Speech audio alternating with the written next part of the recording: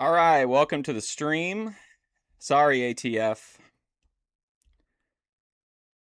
What's up, Daninsky, Go Hogs, Parbs, Leo Farthammer, Jeremy. It's me, Hugh Scanlon in the house. Let's go. Jerry, how's it going, man? G, thanks. What's up, Shay Ambrose? Thank you for the 2 jewels. Thank you for the star. I appreciate that. All right, give me just a second. Okay. Sorry, I was checking on something. If you don't know, I am actually on Panax Ginseng right now. But if you don't know, Bethadone relapsed yesterday, and I was just checking to make. I recorded the stream because I knew she would take it down, and she did. But it looks like she's still it's still up. And also, if you don't know, VP is back, which is big news. But anyway, today we've got CWA Championship Wrestling from Memphis. Shout out from Wyoming. Thank you again, Shay, for the jewels. Too loud? Who's too loud? I'm too loud? Or who's too loud? Am I too close to the mic? Anyway, we're going to watch a few episodes of Memphis. We're starting 1981.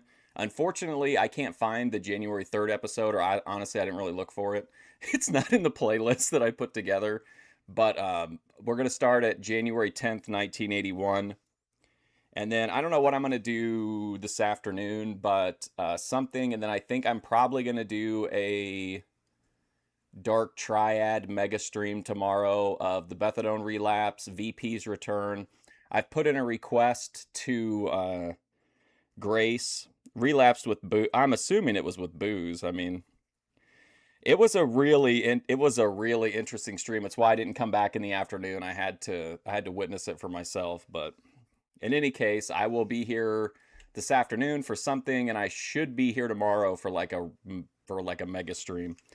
But anyway, like I said, we've got January 10th, 1981, Memphis Championship Wrestling. Let's get into it.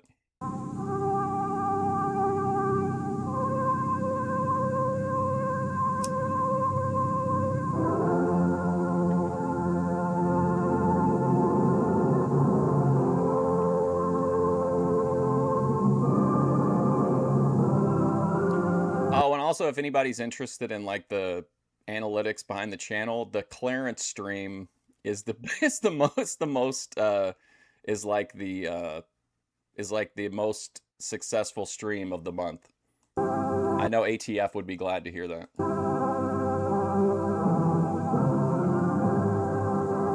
I didn't make an emergency call. I had already talked to her yesterday, but there's a specific stream that I want to review that's not publicly available.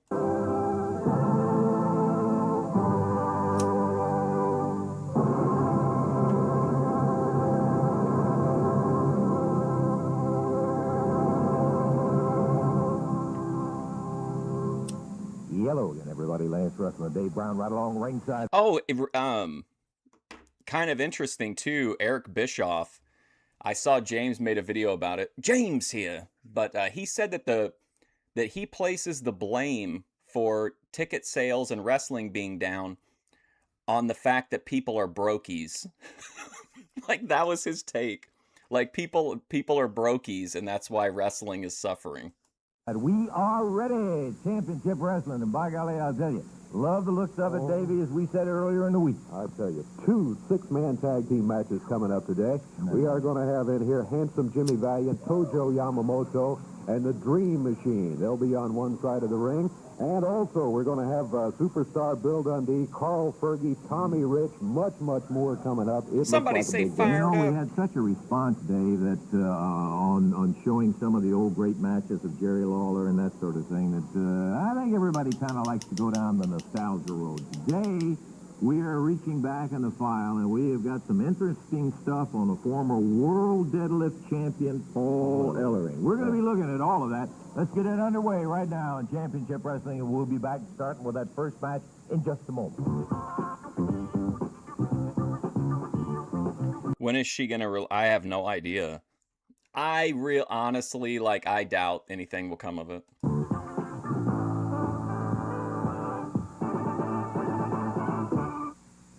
Hi, I'm I'm Dick Clark. 2 out of What? Hi, I'm Dick Clark. 3 fall, 40. Hi, I'm Dick Clark. Also, if you're interested in more heathen content, he left, I think, 26 comments on yesterday's stream. So you can, if you go into the comment section, he goes in depth on explaining lore and whatnot. 2 out of 3 fall, 45-minute time limit, 6-man tag team match coming up. 1 team in the ring. So, Boogie Woogie Man, Tojo, and the Dream Machine against Koko Ware, Malley. Remember Malley? And Hutchinson. Hey, Koko kind of dressed like Keith Eric a little bit here. Right now, and as soon as the other 3 men make their appearance here, we will be underway. Again, it's a 2 out of 3 fall match. Overall time limit, 45 minutes. And here they come, stepping up to the ring. You might know Hart and that crew would be late. A little late, yeah. Yep. Okay. There was actually 4 of them there with manager Jimmy Hart in their corner. Total weight, 608 pounds on the right of the screen.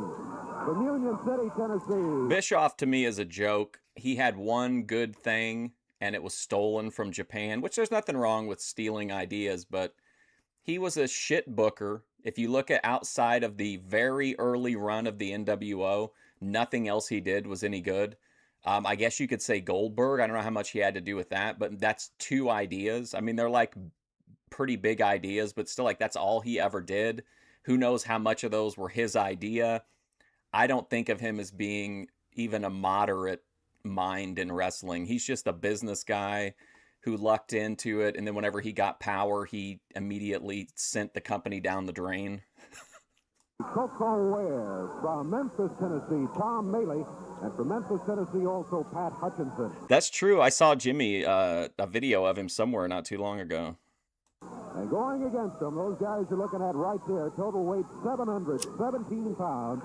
New York City, in his 80s. Valiant from Japan, Tojo Yamamoto. Hart's Hey! on the Dream Machine. Their manager, Thief! Jimmy Hart, 2 out of 3 falls, 45 minutes. American time limit. Thief. Your referee is Jerry Calhoun. Okay, we got a lot of sorting out to do. Great group here today for our championship wrestling.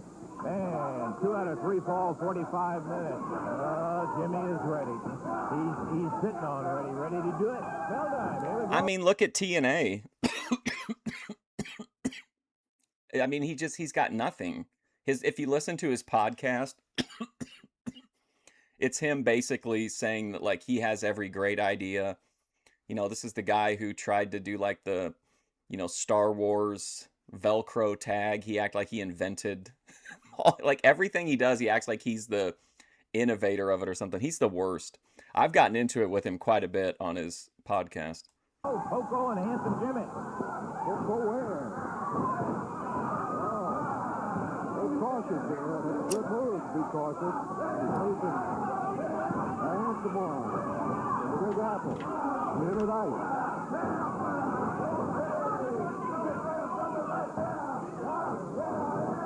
Oh, I'm signed into Bethadone's account. Whoops.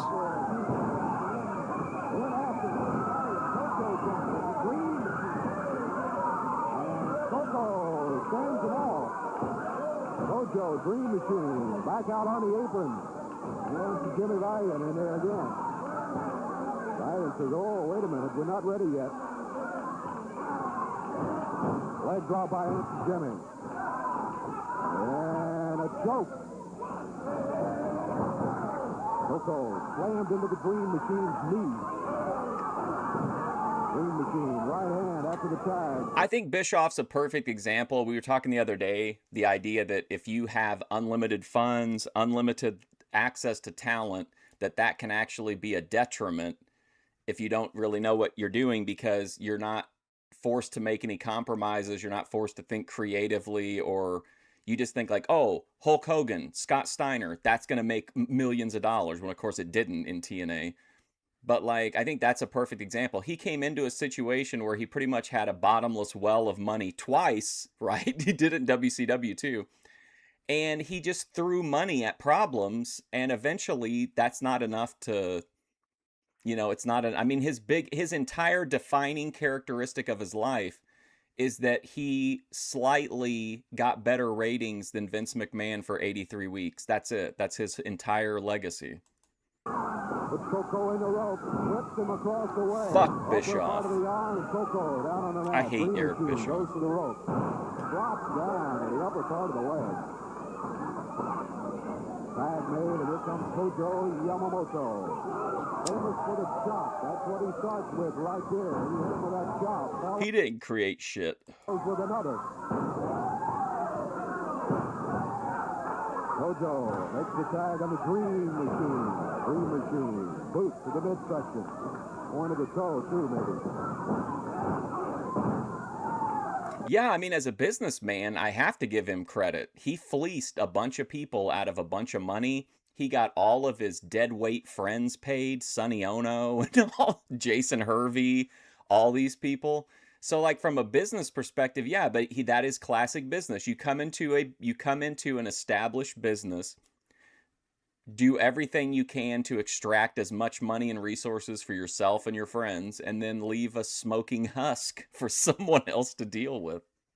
Machine in the corner. Here's Valiant. Oh, Valiant. Right, like I agree, Jason. If you've got Kevin Nash and Scott Hall getting a pay increase every time you sign somebody new, and you're just outbidding everybody for talent, like, yeah, who cares how much revenue you make? Took his head off with a right forearm. What up, Yanni? Koko into the ropes again. Tojo Yamamoto with a mini chop as he comes off of it. Larry Zbyszko. I think Zbyszko's time on commentary in WCW is really underrated. Koko battling his way, trying to get over to the corner. Also underrated, I think, Mongo McMichael. Remember when he would dress his outfit? He'd have like an outfit on, and he would coordinate his dog's outfit to go with his outfit. Tag on one of his two partners, Tom Maley or Pat Hutchinson. Unable to do so. He stepped away from him and away. As an on-screen talent, Virginia, yes, Bischoff. That's his main value. But like as a businessman, or as a wrestling businessman, or as a booker or a creative guy, I think he's a complete zero. From that tag, Green Machine, he fired Like right to me, Russo is eons past where Bischoff is.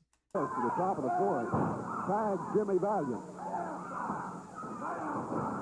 You're right, ATL. To the corner, tag Tom Maley. Listen, dude, if this isn't going to take care of everybody, it doesn't work for me, brother. Maley coming in. On the face of things, he is outmanned against Handsome Jimmy Valiant. But he's seen it battling nonetheless. Body slam by Handsome Jimmy. Dream Machine follows up. Picks Maley up by the hair. Chops him down to the mat. Double forearm, single forearm. I thought that Jimmy Valiant was Doink the Clown for a second based on his Single tights. forearm.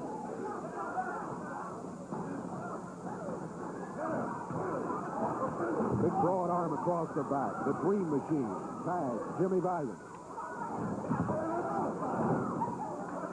I read that book. That's an older book, right? Like quite a bit older. I remember there being a bunch of stories about like a bunch of them living in the same apartment complex or condo complex. Valiant going to work on Tom Maley. It's been forever though since I read it. Maley got the tag. Here's Pat Hutchinson. Can't remember TF. He's like, yeah, I'm out of here, dude. But listen, whenever I leave, I'm going to drag you and you beg me to stay, and I'm going to go ahead and leave anyway and just completely devalue the company on the way out, dude. What a thing. Hart's been in some battles. He can go, but got a lot of size. My dream commentary team, Monsoon and Big Dream Machine. Heenan. Puts Hutchinson into the rope. That's enough for a chop. Big Dream Machine. Puts Hutchinson into the rope. That's enough for a chop. That was what a sell. Big Dream Machine. Puts Hutchinson into the rope. That's enough for here right now. Big Dream, but got a lot of size. I've only seen this in Memphis, and I feel like there's only a couple guys who do it, but this thing of like sending people into the opposite rope that you're facing, you know what I mean? Like a half whatever, Irish whip, a half-ish whip. Eyes against him in here right now. Big Dream Machine puts Hutchinson into the rope. Sets him up for a chop by Tojo.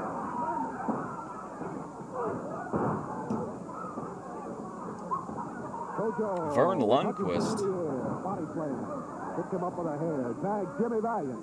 Quick action, the quick tag. Yeah, I like corner. Mongo. Valiant, Tojo, and the Dream Machine. Valiant drops with that big arm. Down to 1, 2. It's all over for the first fall. 3 minutes, 40 seconds. He got him. What's up, Co? Yeah, it was great. I like how he jumped before the chop to really get a good sell.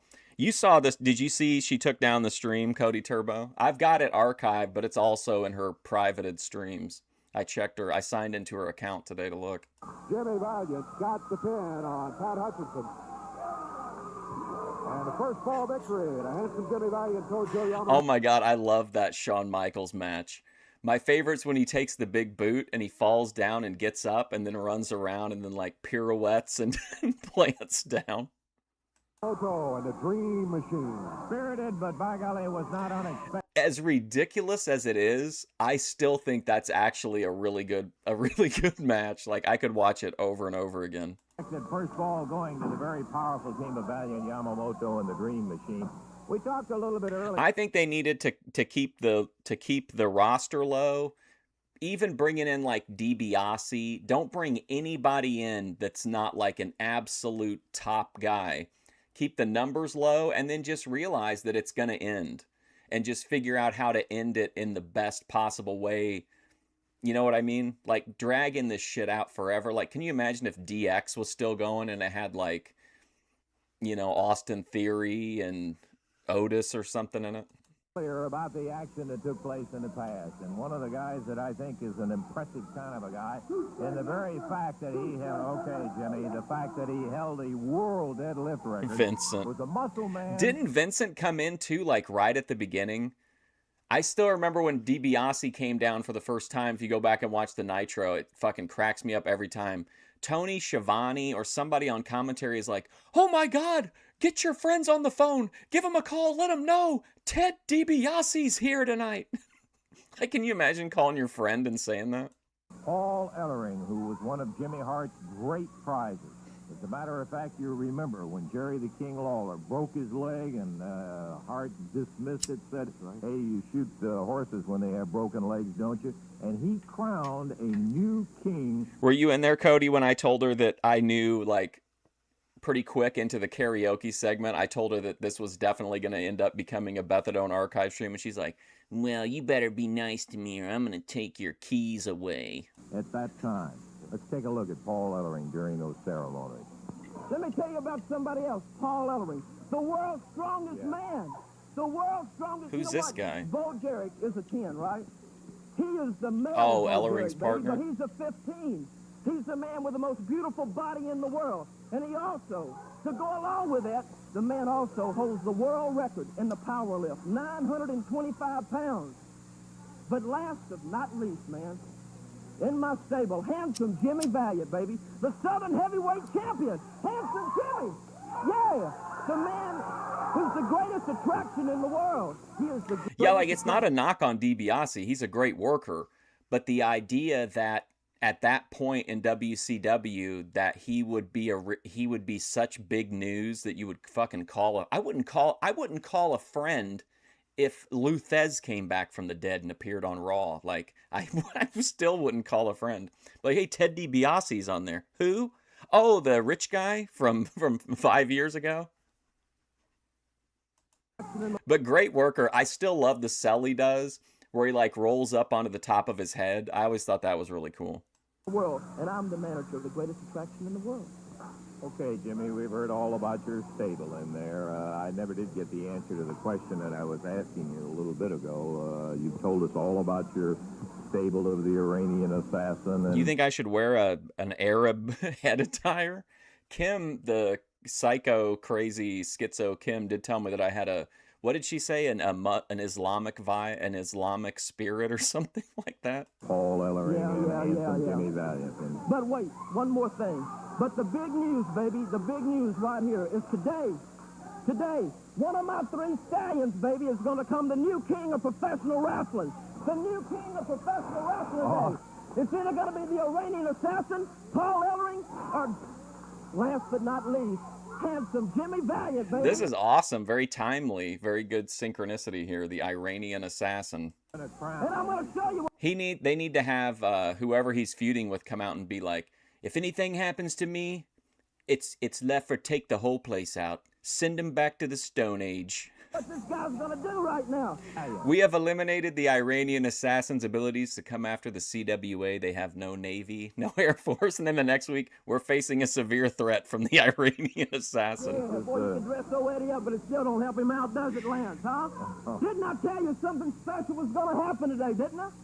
Well, baby, the time has come right now because it's time for Jimmy Hart to crown the new king of professional That was over the wrestling line for right them, now. Daninsky. I know everybody's been waiting for it. I know you've been waiting for it. I can No, see Dave's they've been waiting. holding their But I've breath, got a yeah. few things I'm going to put over here by old Dave. Now, Dave, I know Lance can't sing, so I had to bring a little music myself. So when I give you the word, will you punch the button, man, so we can have a little music when I bring the new king of professional What is wrestling it? out You're of gonna here? crown a Hey, new it's a king. Jimmy Hart show. That's what it is. So I want you to listen to me. You know, I've got 3 men in my stable, like I said earlier. The Iranian assassin, Paul Ellering, and handsome Jimmy Valiant, the Southern Heavyweight Champion, baby. Well, right now, it's time to crown the new king. Oh, yeah, like Dusty in the NWO. Like, man, there were just some really sketch people in there. Like, I get if you want to have a couple of mid-card guys because you need somebody to take the falls in the matches against WCW, but, like, some of the guys that were in there... King of wrestling. So if the people are ready, and all you jerks at home are ready, this is history. This is history in the making, Russell. Are you ready, David? Like, doesn't Bischoff have a big, like, doesn't he complain a lot about tribalism as far as AEW fans and stuff like that? His entire approach to wrestling was just to stoke tribalism. He had all these talented people, all these names, and instead of using them for the betterment of, like, the best possible matches and the best possible storylines to make money, he just used it all to, like, go after Vince, pretty much. Like, the only reason that Virgil was in the NWO is because they named him Vincent, which might have been a Dusty thing, a revenge, I don't know. If you'll push it up, we're ready. Put the microphone on. Ladies and gentlemen, right now, the new king of... He also should have fired Hulk Hogan after he kicked out, or after that, or at least fired Nick Patrick after that count in the Hogan-Sting match. professional wrestling, Paul the King Ellering. Disco Inferno. Paul Ellering, can you hear me? Oh my God, look at this. Now this is more my style, this kind of attire. Come out looking like Doctor Strange. $1 million body, baby. Look at him. Look at him. Come on, Paul. Come around. Let these people Didn't they bring in Mr. Hughes? I know Boss Man was in it for a minute. see him. Look at him, girls. Look at him. The strongest man in the world. The strongest man in the world. Come on, give me the flowers, Lance. Come on, we're going to do this right. Come on, I'll do it. I'll do it, man. I crown thee the new king, Paul the King Ellering. Woo! You Look got at a this. short Show me memory, some Hart. respect, That's baby. all I Come can on. tell you. Oh, come on. Yeah. Come on, Russell, you knocked the crown off. I didn't knock the Come on, crown man, off. wake up. Look at this body. Look at this body. Come on. Come on, pose for him, Paul. Let me move this robe off. Vampire, he does look All pretty, these things in the a little way. bit vampiric. Show these people these muscles, man. Show them the muscles. Imagine McHenry with that cloak. What's This up, is your Ronald? new king, Jimmy Hart. New champion, The baby. new I'm telling you, king. The new champion. Come on, show these people the muscles. Look at this, Come people. on. I didn't get much comment about the old king out of you. I don't have any capes, but I have a selection of like jackets and suit coats and coats that are like, you know, vibe items. Look at it. Come on, show them the Okay. pose, man. Look at the back. Woo! Is it great or is it great? Well, whatever you say, Jimmy, whatever you say. What a specimen, huh? Moment and a half. That was when Jimmy Hart crowned his first new king. More Okay, capes. we've got some more look back down memory lane we'll be taking a little bit later on. We've also got six-man tag action, and we're going to take time on now, and we'll be back to championship wrestling. You know what I thought was a great WCW angle, though, is when Ric Flair was feuding with Macho Man, and Ric Flair had, like, Miss Elizabeth and somebody else. I can't remember who else he had, but he was, like, Ric Flair was basically he was spending all of Macho Man's money through Elizabeth. So they would set up a table with like this elaborate dinner, and he would be eating dinner, you know, on Macho Man's dime while he was having his match. I thought that was so ridiculous, but it was super fun. Just one moment.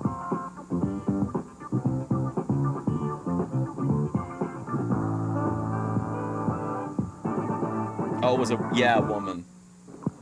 Back to Channel 30's Championship Wrestling Smoking action here jacket. in the ring in just a moment. Do want to take time out to remind you about Tuesday night. What a night of action it is going to be, and sure, you better believe a 10-man battle royal that'll have a $1,000 bill as the prize. We'll show you that a little bit later in case you've never seen one. Lots of other matches in there, a couple of singles and some tag matches. There'll be a Southern Tag Team title match, and then the finale is going to be a main event you won't soon forget. Jerry the King Lawler will be facing Paul Ellering, the big muscle man out of Melrose, Minnesota, that Jimmy Hart has dug up to bring in here against the King. And the rules are that if Jerry can beat Ellering, he'll get Hart, not in a single match, but he'll be in there in a handicap match with a partner of his choice. But you first got to get past the big muscle man. Well, I'm not even thinking too much. This is probably about the closest that I it's have. a fact of life. I'm going to get But it's past got like him. the. You know, last week I knew It there has was like going to be black. a referee out on the floor, but I didn't It's got think black that he was going to come in lining. and count Jimmy Hart out and stop the match before I So it looks more like a ringmaster kind of jacket.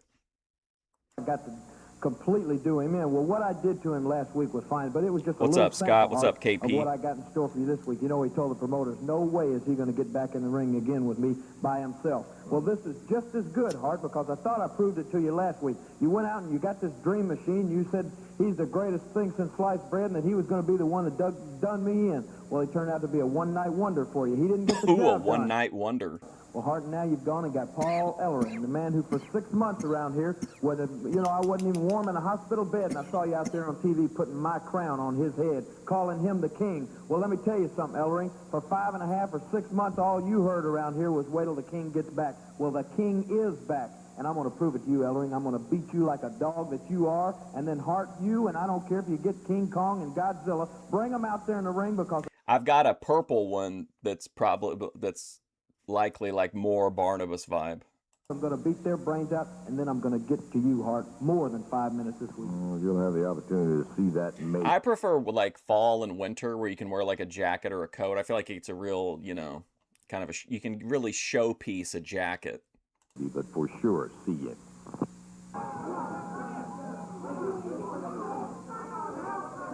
Well, the Dream Machine wanted to start the fall.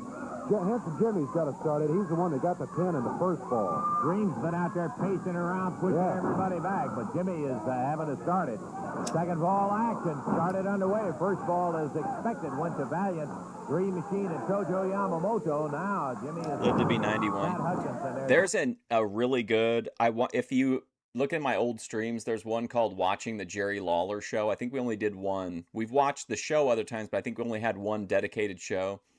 Jerry does a fantastic interview with Lance Russell. They're just sitting on 2 park benches. It's outside. It's like such a vibe. It's just like a great interview.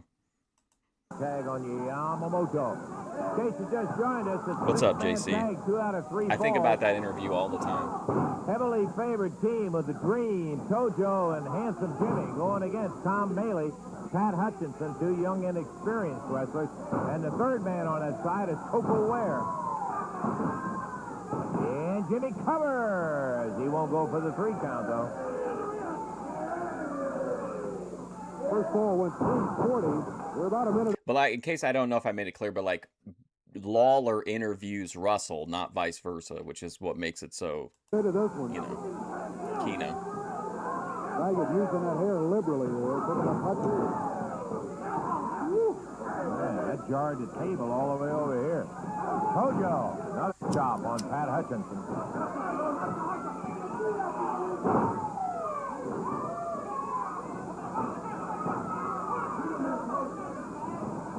Tojo What's up, Izzy? whipped in, big clothesline, Handsome Jimmy. And the Dream saying, get me, tag me. He wants in. Yeah, he wants in here. He has not been in his second fall. He didn't jump up for the body slam. The Dream wants to show the world he can whip the world. Ojo, wham. Vinny Slugga going to come in and Hutchinson let me awfully know what close the to that weather's tag, like but just soon. missed it with It is storming, but hopefully it won't be a problem. Koko Ware.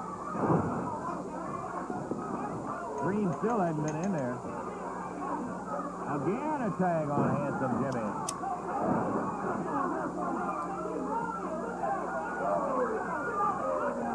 And there is finally a tag on the Dream Machine.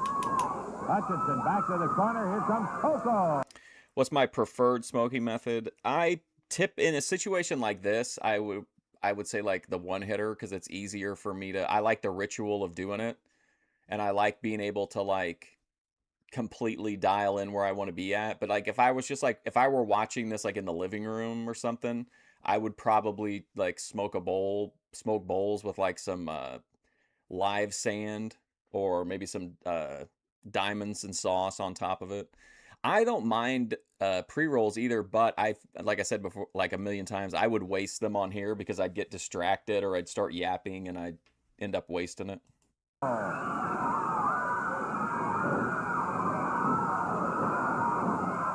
Koko Ware. Methadone did relapse. It was I mean, if you're gonna relapse, I mean, make it a spectacle, and that certainly is what happened. But I don't think anything that anyone can say to her is gonna make a difference. I think she's firmly kind of leaning on this. In fact, I would say not to say that to her. I wouldn't, because she seems to lean on this crutch that like it's okay because she's alone. Like if she had more friends or if she had a boyfriend, then she wouldn't feel this way. And I don't think that's true. I think she's going to feel this way. It's an addiction. It doesn't really care if you're happy or if you're in a relationship. You know what I mean? Does that make sense? I'm not trying to be mean or anything. I'm just saying like that seems to be her thing, is like she thinks that if she's not lonely, that will like miraculously cure her addictions. And I don't think that's the case. Dry herb vape is probably what I should be smoking, because I'm not really meant to be a smoker, but Jimmy flailing away on him. I definitely don't smoke menthol cigarettes. Me and Minar, same boat. Wow. Ooh. Tag on Maley as he comes through the rope. The Dream whips him around town. If people didn't try to pass drug addict videos, so you just want to shut down PBS and anything else that's showing what real life is like, I don't understand. You choose whether you're entertained by it, not me. I'm just showing you things that I think are interesting. You might view them as entertainment. It doesn't mean that I do. That's a pretty big assumption. On him with that broad arm and fist. Puts him down on the deck. Ooh, double stop. Oh, he buried young Tom Bailey. Dream Machine up in the air. He's got him right by the throat and fires him down. And also talk like that. Is what encourages it. You're an enabler. Oh, if Mark didn't watch her videos, she'd be sober. Oh, if there were no detractors. That's all cope. It's all cope. You're the problem, ATF. Covers him up. 2, 3. And there's the second ball of action, Davey, and not unexpected in 2. I'm saying that there are people who will say that any coverage of addiction, if it's marketed that it as even as a documentary, is still entertainment. You're still putting people's real life stories out there to be judged and commented on and whatever. They might have more money, but like functionally it's the same. You're just seeing real life and then you're choosing how to react to it. Like you're not accepting what I say because you disagree with, you don't think any of it's even interesting. But yeah, it's all just showing real life. It's like complaining about saying that like, oh, if there were no true crime podcasts, then no one would be murdered. Like that's delusional, man. Come on. 2 straight balls, Yamamoto, Handsome Jimmy, and the Dream Machine over Koko with his 2 young partners, Pat Hutchinson and Tom Maley. And the action banging away in the ring as the Dream Machine not letting go of Tom Bailey. Koko had been thrown out. Exactly. I like that. Into the ring apron. Everybody else is out and down on the floor. The winners, Valiant, Yamamoto, and Dream Machine. 3:02, the time on the second fall. 3:02 and in 2 straight. They are the winners. We got more action. Back to it in a moment. What's up, nobody?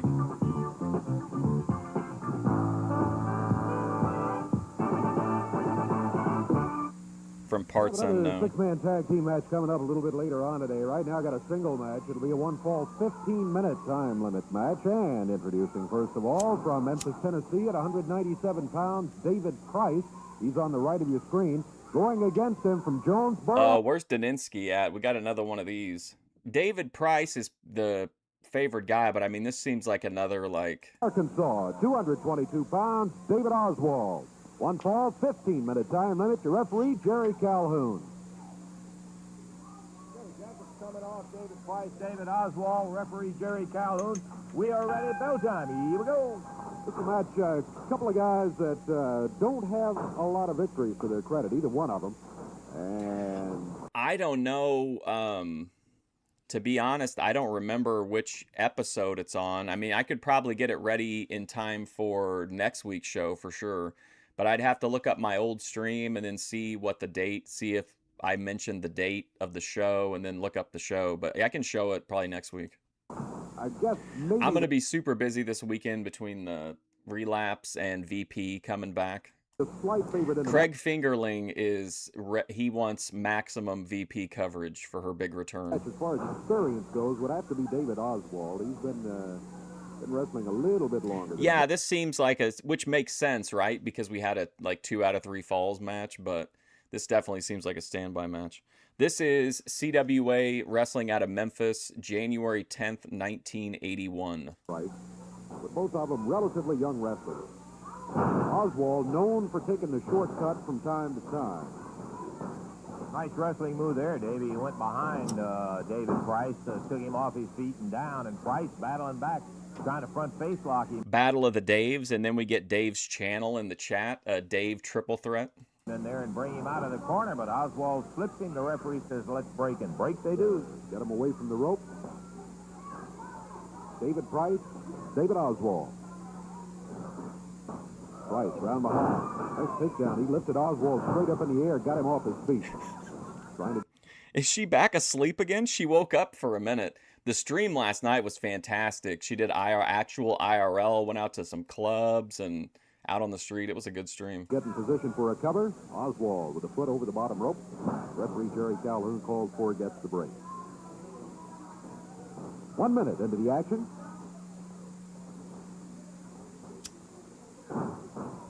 Oswald. Side headlock on David Price.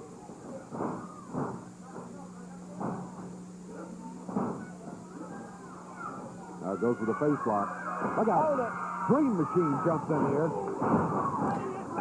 Oh yeah, I forgot. Oh, thank God. Thank God. This is good news. That's going to stop the match right there. Flying over the top rope, David Oswald. Dream Machine goes to work on David Price. Dave's channel losing his mind seeing his fellow Dave brethren getting beat down like this. Upset. And he jumped in there, threw Oswald over the top rope, and now working on David Price. Oh, referee Jerry Calhoun nailed. Yes, sir. He's going to catch a fine for that one for sure. Dream Machine grabs Oswald, who's back up on the apron. Nailed him. Now back to work on David Price. There's so much Smokey Anna and Craig stuff right now. One of them jumped off a bridge yesterday. Like Again. Dream Machine trying to show the world. I don't think a lot of people understand that if you live stream like this, horizontal, your visibility is very low. You know, like, or not visibility, but like discoverability is very low. But if you stream vertically, your discoverability like skyrockets, and watching people adjust to that and the difference in audience and the type of audience you get in a vertical stream, and it drives those two like nuts. But he can whip the world, and he's in there. They be critiquing her about how she's raising her kids and shit, and she's just like, where y'all coming from? Nope. partiality. He's thrown Oswald out of it and working on David Price. Price really hammered down to the mat. I would agree with you, Nobody. I think too it's just like everybody. I'm not, Dave Price and Dave Oswald, whatever, but in general, like everybody was unique and felt unique and looked unique and like, you know what I mean? It wasn't like kind of like MMA's the same way. I know I drive this point into the ground every time we talk about it, but like everybody in UFC pretty much looks the same. Like it just kind of gets boring. They have the same style. They have the same, like one might be better a little bit at stand up or something, but all the wrestlers I feel like pretty much look the same too. You can put a different outfit on somebody, but if you don't have the like aura or the personality to go with it, it's not the same. Jerry Calhoun, the referee, he's trying to talk him out of there. He See if was we can flush. get him out of there. Yeah. Oh, Calhoun nailed again by the Dream Machine. Here comes some help. Jimmy Hart comes in. Talking to the Dream Machine. Is David Price really Motley Crue from that weird ass company that we watched? Wow, that's a deep cut, Dave.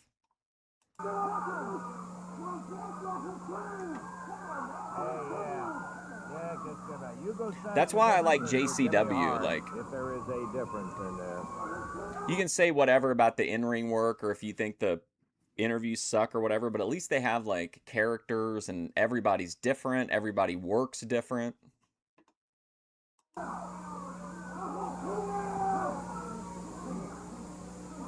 Jimmy Hart trying to get the Dream Machine out.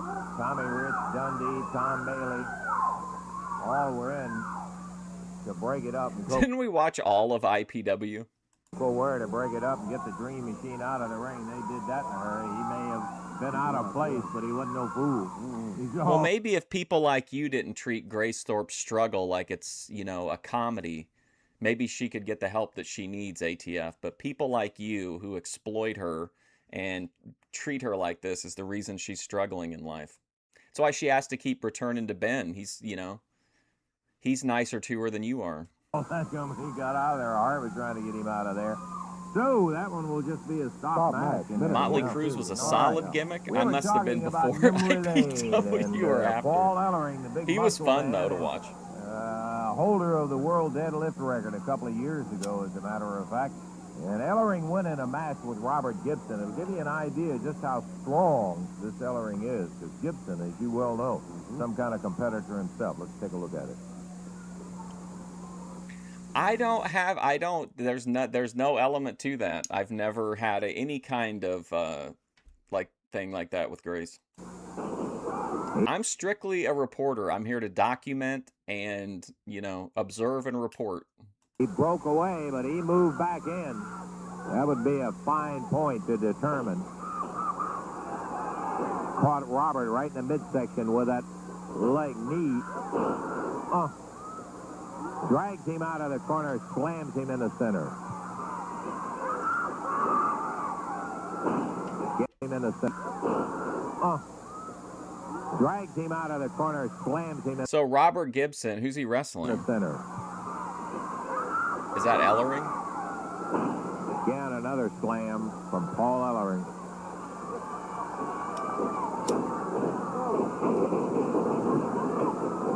Backdrop all the way over. Oh, Gibson hit hard on his hip. One, and he kicked his way out. Robert hit on his back and his hip hard, and Ellering following it up. Wheels him into the corner. Again, another whip. And Gibson comes off the rope with a knee flying. Ellering, and I think... ATF be like, well, if it wasn't for people like you laughing at George Dorunda, maybe he could have had a serious career in broadcasting. Was going for a bear hug on him. No way to really tell. Robert ready.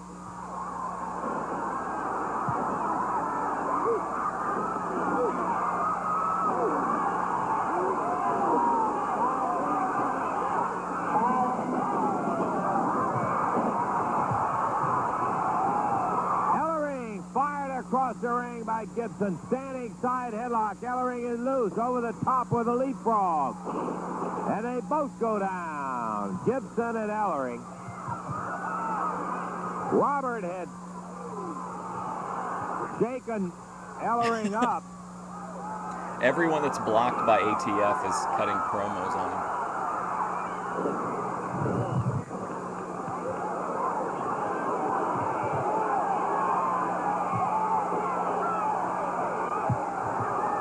Robert Gibson, Paul Ellering.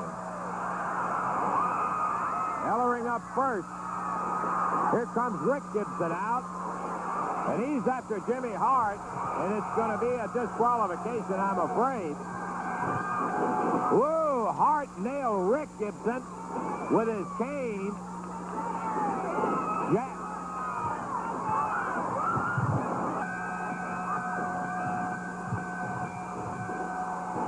Ellering jumping on Robert Gibson. Rick was nailed with that cane by Jimmy Hart. That was quite enough. Yeah, I remember he was in the territory when we got in like the late 70s. I don't feel like we've seen Ricky for a minute. Ricky Morton is in the territory, but they're not working together. Kind of action, as a matter of fact, when Paul Ellering went against. I'm not sure though if Ricky Gibson is still here or not. The TV shows have been kind of very focused on a very small number of people. Robert Gibson. We've got more action. Speaking of it, another six-man tag match that'll be coming up here, and it'll be a dandy, too. We'll be back for more action in just a moment.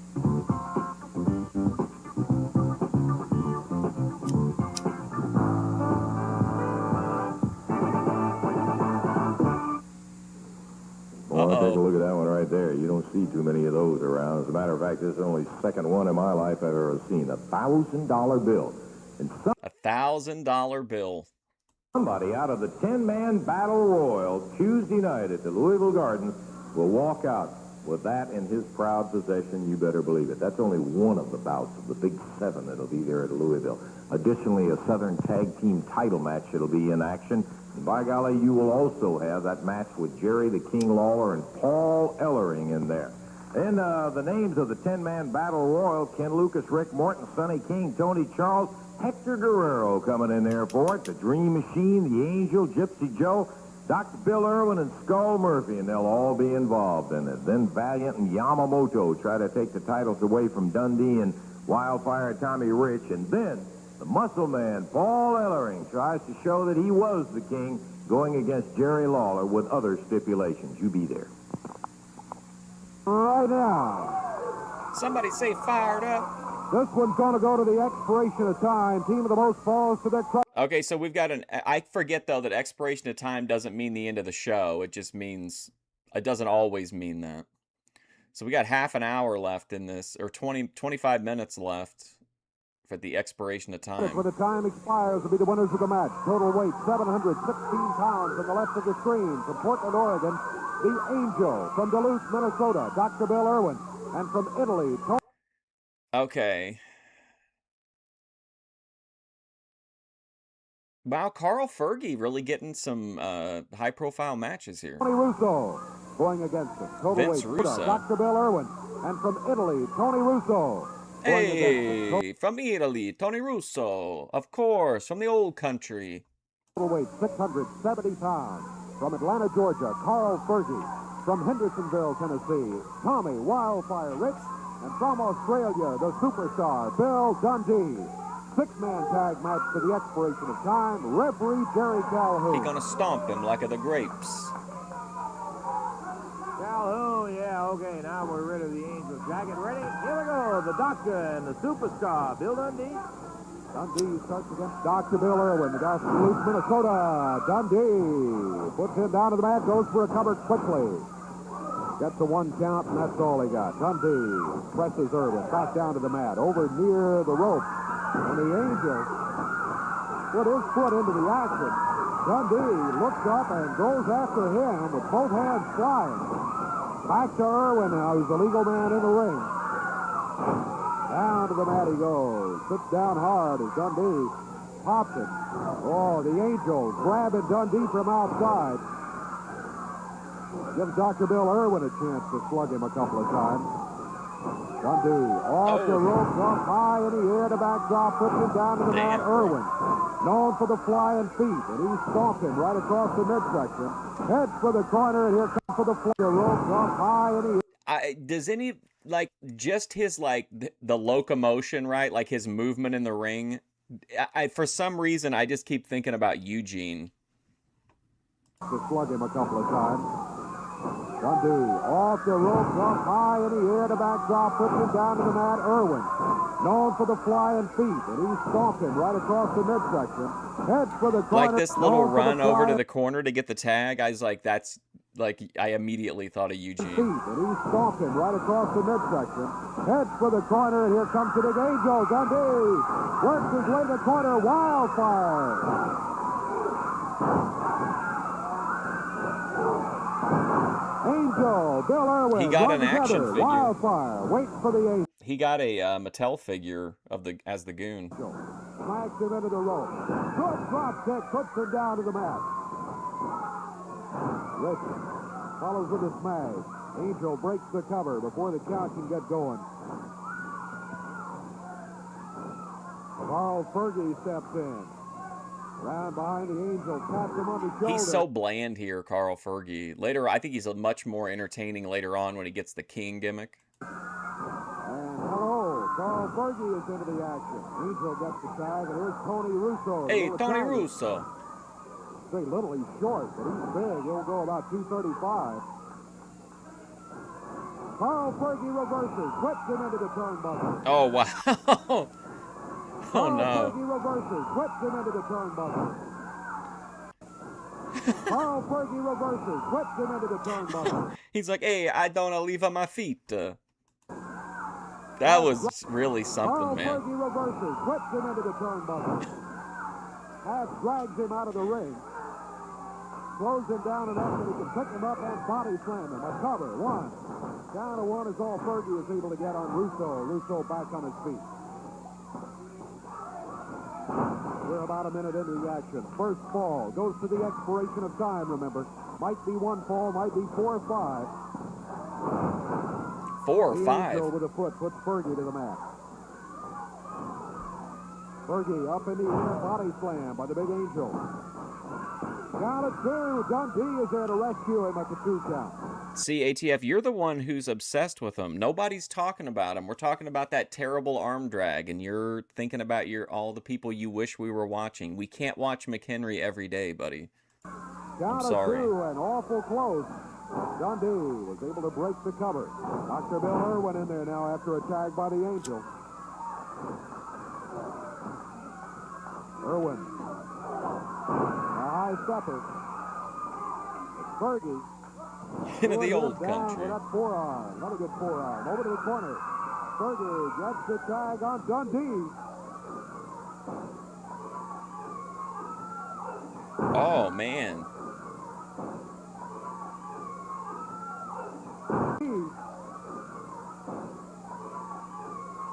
Well, I mean, the angle of those first few punches, like coming from the side like that, and then that weird, like, final punch was kind of out there.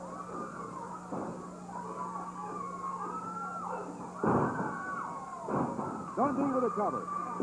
Count of 2. Count of 2 is all he gets. Angel with a choke on superstar Bill Dundee.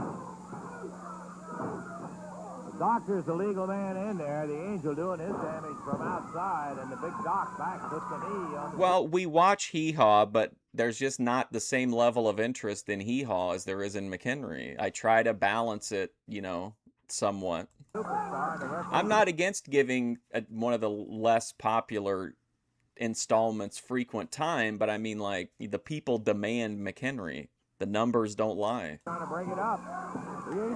Vince Russo would call Eric McHenry a ratings bonanza. There has been a problem throughout this first ball. Interference and not on the apron. Tony Russo now jumping up and down on Dundee. Everybody in there except the Angel. Angel still out on the apron. Fergie, Tommy Rich head back to the corner. Dundee. The Angel from outside working on Dundee. It's that Tony pipe bomb Russo was in the great. ring. Russo Bill Dundee's head. Shay, that's true. We could watch a new McHenry video. Well, honestly, we could probably watch daily multi-hour streams and never run out before I pass away. So we could, but I like to let everybody have a little time in the spotlight. Into the top turnbuckle. A whip into the rope. Drops into the mat. Russo going to follow with a knee, but Dundee had moved. We're nearing the 3-minute mark. First ball of action, 6-man tag team match to the end. Yes, though that's about the correct ratio for if we're looking at audience interest levels. Yes, it'd be wrestling, Boit, lo-fi, and then those specialty streams. Expiration of time. Dundee gets the tag on Wildfire. Tommy Rich. Tommy slips it down. 1, 2, and 3. It's over. First ball goes to Tommy Rich. Bill Dundee. Carl Fergie as Rich flips the sunset. She won't meet him because he on farts. Tony Russo. The time on it, 3 minutes, 8 seconds. So that'll put Rich, Dundee, and Fergie one fall up in the expiration of time match. Memory lane, we were taking a look at the strong man, one time called the world's strongest man, Paul Ellering. This is a match that he had with Dennis Upton. Let's take a look. Bell time, and here we go. We're off and running. ATF, why do you care about my romantic life? And why would you think what I watch on YouTube would have any bearing on that? That's a strange mentality. When you look like this, you can watch anything you want to. It doesn't matter. What? Why you're like I get why you like McHenry so much, because you're both like constantly trying to prove how straight you are. Nobody is like, oh, that guy watches Hee Haw on YouTube. I bet his testosterone levels are so high. Like, give me a break, dude. The girls on Hee Haw are on screen for like a total of 60 seconds in an hour-long episode. It's okay to be gay. Ellering up to We accept you here, ATF. 5-year contract. Ellering, I'm sure that you folks who have been with us on Championship. No, it's up in the if you look in the video section. I had to remove the first part of the stream because apparently whatever you want to call it, morality in Paraguay is different than it is for in the United States, or at least at Fusion Studios. Wrestling, have heard it before. For those who are just joining us, I will tell you that 78, Paul held the world deadlift record. He's caught in a full Nelson right now by young Dennis Upton. Dennis got a lot of good height advantage in there. Paul outweighs him. Man, he just snaps it loose. He is a big young man. Ellering on the right. Upton backing with his back to you. Goes in, ties it up again. Ellering hip tosses. Dennis Upton, referee Paul Morton. Had him down and he got a 1 count, but that's all. Dennis got his way out of it. Paul had him in the pin position. He's got to maybe change his strategy a little due to the height of Upton. Upton around. Oh, I do got to give a shout out to G Thanks. I saw it at the time, but I thought you were joking. I went back and read through the comments on it, the live chat, and you actually did try to tell me, but you're always saying that people look black or something, so I thought you were I didn't know you were serious, but thanks for trying to let me know faster. Behind during the Paraguay stream, I mean. Blocks Ellering. Ellering loves the challenge. Look at that. He tears his hands apart. Tony Yeoman. And with that arm, just snaps him over and down. Paul went to South Dakota State on a wrestling scholarship. Went into heavy weightlifting, NCAA weightlifting champ in 77. Rolling Upton back and gets a 1 count. Upton going to his feet again. He'll do better there with that height advantage of his. Covers up. Ellering backs it up, not risking a disqualification, which he has seen a few of in his time. Nice clean break. Ellering took that as a personal tribute. Rare as it is. He snaps up and in, goes Flora around is behind, pretty picks him magical. right up off his feet, slams him down. Well, Savvy's a perfect person for the Moneyball approach to booking Fusion Studios because he was a massive within his sphere creator who was getting like tens of thousands of views. And now he's kind of, he's Matt Bourne working at the high school gyms, but like he's still doing good work. You know what I mean? Like David Justice, whenever they brought him to the A's. Like he had a little bit of drawing power. He was a name, but not gonna, not quite putting him in the seats like he used to. Paul Ellering with Dennis Upton, a young fella, gaining the experience. Cart Girl Allison, yeah. We talk like Paul has got all that many years in professional wrestling. He does not, but he has such a long career of amateur wrestling. He's around beside Dennis Upton, who again, trying to seek his feet, spreads it out, goes for a leg on Paul Ellering, can't snap it loose. Ellering checking on him. Ellering looking, he may be ready to go with him, and he Boy, takes him down, this like looking, he may. Paul Ellering can't to seek his feet. Do you think you would ever in WWE see something like this right now?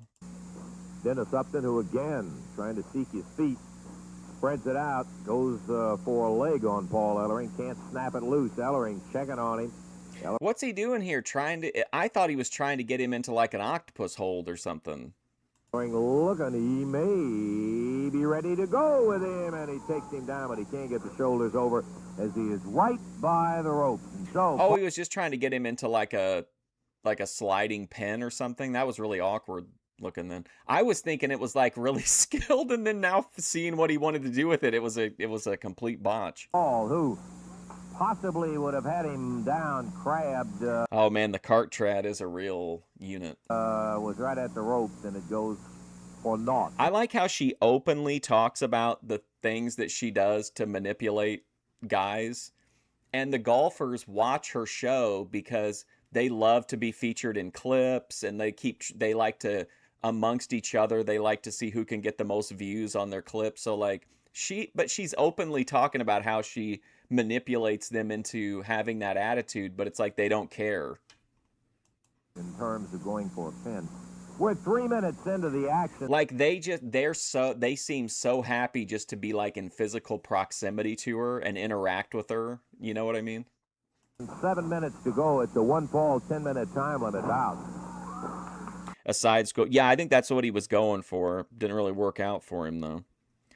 How you doing? What Dixieland Destroyer in the chat.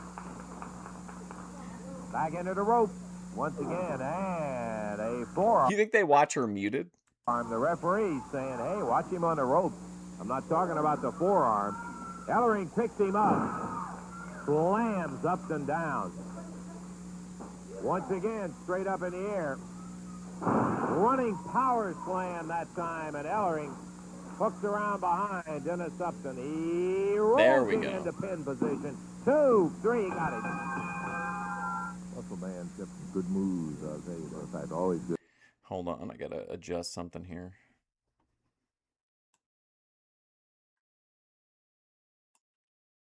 To go back and see it in action. We got more action right here, and we'll be back to it after we take time out for this. Does it have a nice course? I don't know. They've obviously, you know how people are. People have put it in the chat where she's at, but her mods are pretty good. But I didn't actually look into it. But I don't know. I'm not a golf person, but it seems like if your golf course hosts a tournament, I would think it would have to be at least like not terrible, right? I don't think it would have to be like elite or anything, but I think if you host a tournament, it's probably got to be passable, right?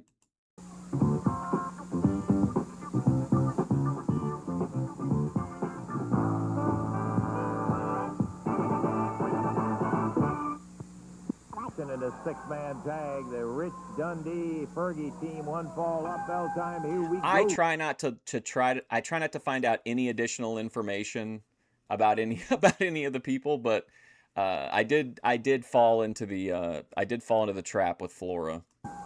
Not too much time left in our expiration of time, Dave. Boy, what a first fall we had in just over 3 minutes. Tommy Rich got the pin on Tony Russo, and we had action and battling for the entire 3 minutes.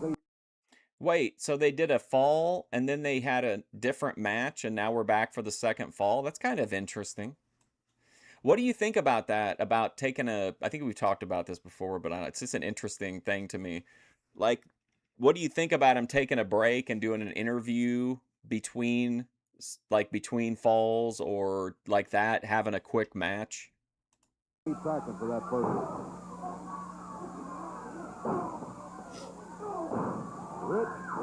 Is Flora tasteful? What do you mean by tasteful?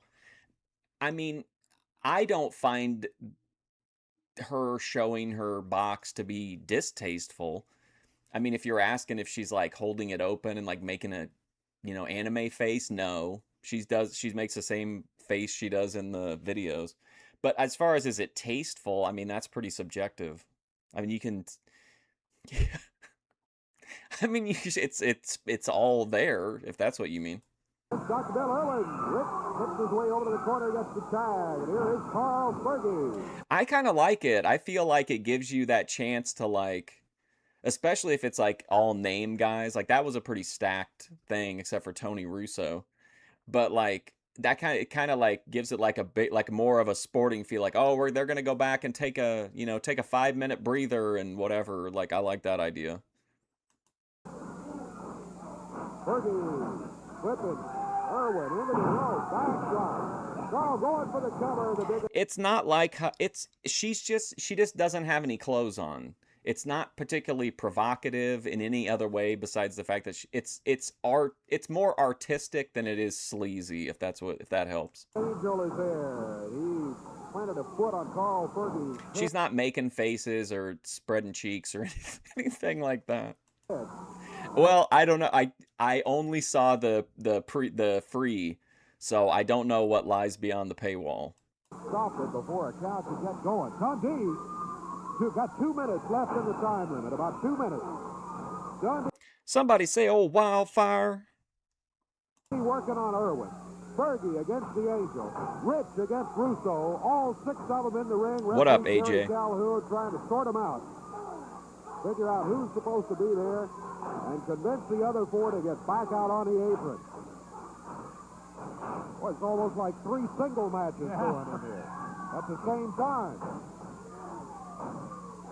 I don't want to be any time, but I'm so glad I'm not the referee for this. I mean, it just depends it's subjective. Are you asking, is it better than Truthfully? I mean, come on, it's not fair. Truthfully, Trisha went all the way. She sat on the eggplant on her OF and then made a video about it. But I mean, it's not really fair to compare them. Flora's kind of an ethereal goddess, and Truthfully, Trisha's just kind of has Kino aura and like massive jugs. Yes, sir. Now the Angels double teaming Tommy Rich along with Tony Russo. Dundee grab pin. Calhoun having no success in getting us back down to the legal number in the ring. Double back on the big dock. That was Dundee and Rich working together in beautiful fashion. Fergie and Russo still. Oh, so Russo had some clout coming. That makes sense then why he was in this. I mean, to me, this is a pretty stacked match as far as name talent. Going at it in one corner, the Angel and Bill Dundee in the other. We're down to 1 minute. Yeah, 1 triple. minute left. 1 minute to go. 6-man tag. Time just about to run out here on his second fall. Time's running out. How long was the second fall? 2.5 minutes? The Angel putting that claw on. Yeah, Daninsky, and then Truthfully Trisha cut a promo on a now deleted video, which I have archived, but she's like, if you see me out there and I'm taking an eggplant, just know it's not just any eggplant. She's like, I love that eggplant. Bill Dundee's head, Carl Fergie over to nail him to get that stop. Dundee after Russo. Rich working on Irwin. Now Fergie and Tommy Rich step back out onto the apron. If we can get down, the Angels out on the apron. Irwin is out. Yeah, I feel like a lot of referees UFC and wrestling can look like can look like they are all like really into craft beers. What's up, Dana Hager? Your uncle Danny Fargo used to wrestle here? Awesome. No, a guy, G thanks. It was her boyfriend at the time. So, backdrop by Dundee, a cover. That's what I mean. I don't think Flora does boy-girl content, but Trisha did. One. Down to one is all he gets. Angel was there to rescue him, but Russo was able to kick out of it before the count of 2. And time is just about gone. Less than 15 seconds remaining. Here we go again. Everybody back in. Well, we're not going to get a pin in this one. Yeah, time is up. If you can, let's get it stopped, ref. Yeah. That's great. We sit over here and tell them, let you get it stopped. Sometimes I think there's no way she even knows who I am. There's no way she's mad at me still or whatever, or still hates me. But then, like, she'll read every single comment in chat except mine. And she'll remove all my comments or hide my comments on her videos. He's in there with 13 other times. What a battle. So with that one-fall victory in the first fall, the team of Fergie, Rich, and Dundee are going to be victorious over the Doc, Tony Russo, and the Angel. Yes, sir. And Billy... ICW, nice. Tommy and Fergie in there enjoying it. And I love the Angel heading out. I love hearing Cornette talk about ICW. Bill Dundee was involved with a muscle man from Minnesota. We're talking about Paul Ellering in a match. If you didn't see it, we're going to show you some highlights of a tremendous bout between Paul Ellering and Bill Dundee out of the past. He's barely got enough breath, but I got to say congratulations, Billy Robinson. Dynamite win over a rugged Sunny King. I don't think I'm blocked. I got to say that, my temper did flare in there, which I thought I was... Because I've had other people in her chat have interacted with me. Sure and too confident for anything like that to allow it to happen, but the man was breaking the rules and he was coming at me. I just reacted. I just have to accept the fact she's not into me. I just gotta let her go. Admire her from a distance. She is always receptive to any kind of positive attention. Paul Ellering has got a superb amount of strength, and Billy Dundee's got the speed and the technique. It's not really a David and Goliath match. It's a beautiful body shot. Ellering with We're from face block, our chantry. Look at that Ellering. Straight up in here. Oh. Misses the elbow. Ellering trying to end it right now. Nails Dundee with a second one. Ellering covers. I think he's got him here. 1, 2. No, he doesn't. Yeah, true, AJ. If you don't know, we watch JCW every Wednesday morning. We're slowly, well, I guess we're not getting caught up because we're just staying. We're behind by a few months, but we're like slowly moving forward. What a little bulldog this man is. Well, you hit the word right on a button. One we've never used with Dundee, but oh man, I like that. You hit the word right on a button. One we've never used with Dundee, but oh, look at here! What a shoulder block! Ellering up and over. Dundee putting it all out. 3 times he put it down. Paul Ellering on the ropes. Referee saying, let's break it up, break it up. Oh, hey, did you see that? Did you see that one? They hit him with a fist, right in the fist. After that's not right. No way. Watch him notice the shoulder. Oh, hey, did you see that? Did you see that one? They hit him with a fist, right in the fist. After that's not right. No way. That's it. It's going to be a win for Ellering. I missed what you said. I'm a huge fan of Vince Russo and JCW. Billy, I was looking at the watch. His slow delivery of every promo is incredible, bro. In between them to push him out of the way, to make the break on the ropes. Both men were fighting. They got a lot of determination. They wanted to win. And when the referee's head was down, Ellering reached over the top and hit him with a fist flush on the chin. Now, that's against the rules. That match shouldn't be allowed. They should rematch it. I saw That was quite a battle, as a matter of fact, Dundee and Ellering in there. Hey, we're running out. We're going to have to take time right here, and we'll be back in just a moment. Wave Country's championship wrestling continues in the ring in just a moment. It starts in the Louisville Gardens Tuesday night when Jerry the King Lawler faces the muscle man from Melrose, Minnesota. He just did that, right? He didn't have blonde hair earlier in the show, did he? When he had the vampire cape on?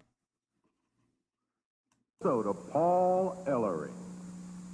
Time has a way of bringing out the best in people, Lance Muscle. And time has funny ways of bringing things together. Jerry Lawler, for 6 months I was the champion.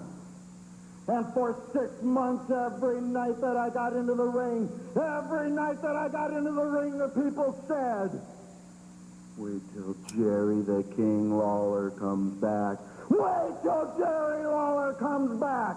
And for 6 nights I went to bed feeling like I was not a champion, dreaming of what it would be like to beat you, Jerry Lawler. Jerry Lawler, I woke up with a cold sweat. I woke up crying because I wanted to be the champion that I was. Now, Jerry Lawler, I got one thing to prove as I live and breathe right now, Jerry Lawler. Look at me, Jerry Lawler. I got only one thing to prove in my lifetime, and that is that I can beat you. And that is that I can take that leg and break it again. Jerry Lawler, I only got one thing to prove, and I'm going to do it. As I live and breathe on my father's grave, Jerry Lawler, you and me in Louisville, be there. Tuesday night is when the action takes place. And if Lawler can get past the Muscle Man, he gets a handicap match with Jimmy Hart and a partner of his choice. He's on. What do you think he's on, Dave? Be there Tuesday night at the Garden. Had to save a little time because it is such a special time, as a matter of fact. Boy, the audio on this just... wrestling program. Sitting with us, obviously, is Jerry the King Lawler. And this past week, Jerry, you made your debut in the area after being out for 11 months, and by golly, I'll tell you what, it was great to have you back. Well, it was great to be back, you know, for those 11 months. I've been like a little kid looking in. That was the first place I saw him wrestle. Like, obviously, I saw him, and I think at some point, like, wrestling alongside Legion of Doom in, like, a manager match or whatever. But the first time I actually got to see him, like, wrestle as a single, like, on his own, was in Mid-South, and I always thought that was the weirdest gimmick, that he was just popular. He was like a guy with big muscles that was popular with kids. In a candy store. And they'd always fill the ring with, like, balloons and shit. They didn't have any money. Well, now I'm able to get in that candy store, and I it was great to be back. The response from the fans was just unbelievable. You know, I know how I missed them for those 11 months, and they made me realize that I was missed for 11 months, too. It was just great being back. The people in Louisville, Kentucky, Lexington, Kentucky, Nashville, yes, Tennessee, Dana. Evansville, Indiana, all the people. It was just unbelievable. Well, you don't want to leave out your old hometown, and that is Memphis, Tennessee. Right. I think it was incredible, over 11,000. Well, like I said, we're a few months behind, but where we're at right now, they just wrestled on Wednesday's episode, or Wednesday's stream, the episode we watched, they were in the main event. 1,000 people gathered to see the King return into action there, and it was something else, as a matter of fact. We have some scenes of the reception, and we thought you might be interested in seeing this. I know you'll be interested in seeing this. This was Jerry's return to his old hometown in Memphis, Tennessee. We were delighted to be there with the Championship Wrestling cameras. And at this particular moment, the house... That Mid-South, though, at that time was so good. Oh, my God. Lights were out, and a sold-out turn-away crowd situation in there, and everybody was sitting waiting for one thing. And that was for the King to get back, and so were you. Yeah, I was ready. You know, Did you guys see Luke's new video? Another bait, trying to get viral bait. It's not that AI isn't running YouTube. You're just getting old. Yeah, okay, Luke. Not everyone on YouTube is in their 20s living in their parents' garage. I kind of want... It's like something someone would put on, like, I'm they're like an emo teenager, and they're like, yeah, this is really deep, man. It's not AI that's. He will get my rage, but he will not get my he will not get my coverage on that crap. I want to do something a little different, something maybe a little exciting. So we came up with a kind of a unique entrance, and we'll see what the people think about it. Yeah. Were you surprised, man? Yes, I was surprised and delighted too. I was like everybody else in the crowd, Jerry. As long as I've been around wrestling, and that's been well over 28 years, this was one of the most exciting things that I have ever seen. If you imagine Jimmy cutting a promo in a wrestling company. Jam-packed, turn-away crowd. Music started, and there were 11,000, better than 11,000 people who were there waiting for the moment and the entrance of the king. Here he comes.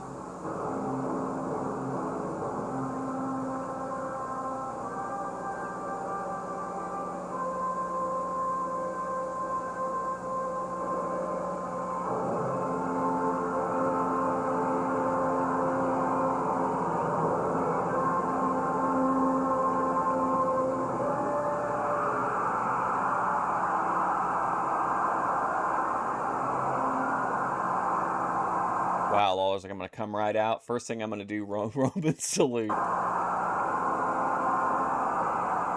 Man, what an entrance for the time. That's badass.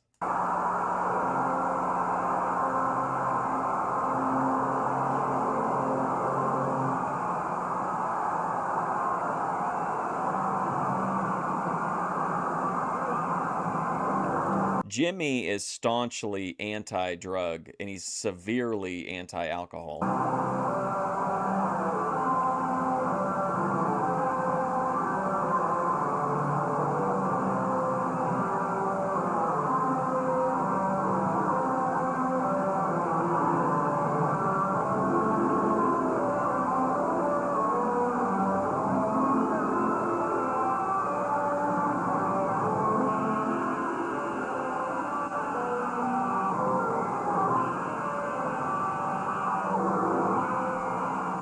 What a thrill. Boy, I'll tell you, the crowd was thrilled to see you back here. Well, it was really exciting. You know, that kind of excitement, like I said, was there in, well, just all the cities. Evansville, Indiana was unbelievable. I've never seen so many people there. Louisville, Kentucky, the same situation. And it was just electricity in the air. You know, Jimmy Hart's planning on breaking your leg again so you can be out for 11 months. Well, you know, I got a few words I'd like to say about that. I'll be right back. That's what he had in his mind. He came up with this dream machine, and the dream machine turned out to be a nightmare for Hart. Turned out to be a one-night wonder. You know, he had promised Hart he was going to get the job done. He didn't do it. Hart can go out and hire or put a bounty on my head, a price on my head, and hire as many of these stooges as he wants to. Look all over the country, Hart. Spend every last dime you've got and bring them all in, because I'm going to go right through them if I have to. Each and every one of them. I don't care if it's 1, 10, 100. I don't care how many it is. I'll go right through them because I'm going to get to you, Hart. And just what you got that first week is just a... He definitely has like a superhero fetish. Small sample of what I've got in store for you. Because, Lance, I told you and I've told all the people, Chris. And I'm going to make this a promise, that I brought Jimmy Hart into the wrestling business. He was singing... Well, definitely. I have to think they'll be up. And if for some reason that it isn't, I think I still have a playlist that I used. Like, before we did wrestling watch-alongs, we just watched like a compilation of clips that I found about Lawler versus Kaufman. And I think that's where some of the OG Memphis fans came in and started watching. But for some reason, if they don't show, if like a bunch of episodes are missing, we can watch that old playlist. In bars. It'll have at least some stuff in it. I found him. And I befriended him. I gave the guy a break. I made him my friend, and he gave me the shaft. And I'm not going to stand for it. So let me tell you something. I made him my friend, and he gave me the shaft. Hart, before it's over with, you're going to be back singing these clubs if they'll hire a singer with no teeth and with scars all over his head, because that's what you're going to look like when I get through with you. Well, I got to tell you, Jerry, that I was not only very pleased, I heard that he quote-unquote kicked them out, but it could have just been the natural resolution of the storyline. a little bit surprised that And watching you in your first week back in action, you look great. I Boy, feel great. The seems leg to is be in 100%. dynamite shape. You can forget about re-breaking the leg, Hart, because like the doctor said, it's stronger now than it ever was. So just forget about that. You better try to concentrate on something else. You know what I'm a little bit surprised at? I saw you spending a lot of time today on the show showing old films of this musclehead Paul Ellering, and I can't understand your thinking. Well, we've seen enough of him. I mean, you know, if they want to try to bring him back, he was the king when I was gone, but the real king is back. Like, Steve's not new. He's been connected to them for a long time. So, I mean, I tend to think everything is a enhanced reality collaboration. And, you know... I couldn't get into this one, though. I understand that all Ellering heard while I was gone was wait till the king gets back. Well, the king is back, and if Ellering wants to try a little bit of me on, he's welcome to it, too. Okay, no offense intended again. Tremendous to have you back, Jerry, and we're just looking forward to seeing you in action and on and on and on. All right. Okay, Jerry the King Lawler. Right now, by golly, we've used that time up, Davey. How about a recap of the action that we had today? Oh, some kind of action we did have here today. Jimmy Valiant, Tojo Yamamoto, the Dream Machine. The winners over Koko Ware, Tom Maley, and Pat Hutchinson. It was David Oswald against David Price. Well, just like with every male they meet up with, except for Lalo, we found out that the real interest wasn't in Grace at all. It was in Ben, I'm sure. Match stopped by the referee when the Dream Machine interfered. Then Bill Dundee, Carl Fergie, and Tommy Rich in another six-man tag team match get the win in winning the first fall of action. 3 minutes, 8 seconds. Tommy Rich got the pin, and Dundee, Carl Fergie, Tommy Rich defeat the Angel, Dr. Bill Irwin, and Tony Russo. 2 six-man tag team battles today. Boy, we had plenty of it, I'll tell you for a fact. And I enjoyed the show as well. I enjoyed, despite whether the King did or not, going back and looking at the Muscle Man from Melrose, Minnesota, Paul Ellering. We probably will try to do this from time to time in there, because the reaction to it is just... WAVE-TV. Oh, cool. Watch the zoo. Hold on, let me see what episode this is.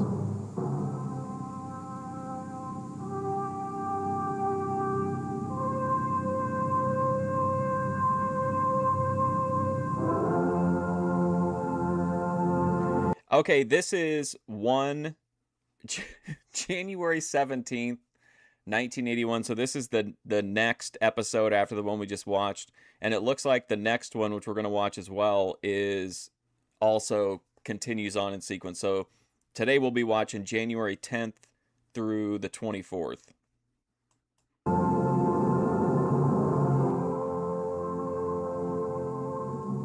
I gotta fix my audio now. This one seems like it's louder.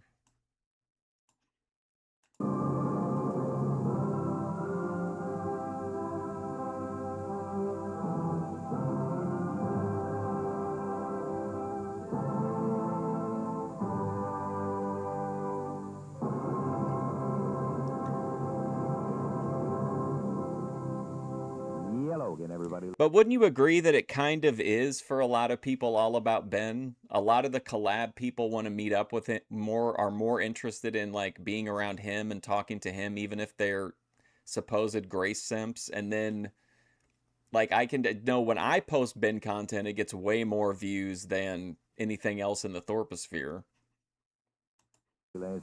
I think Lalo's the only regular contributor who is more interested in Grace. Right along ringside, ready to go. Another big day, championship wrestling. Love it. Oh, I tell you what, opening match today, we're going to have Hector Guerrero back in here. Hector, young man from Mexico City. Hey, Hector Guerrero. Oh, wow.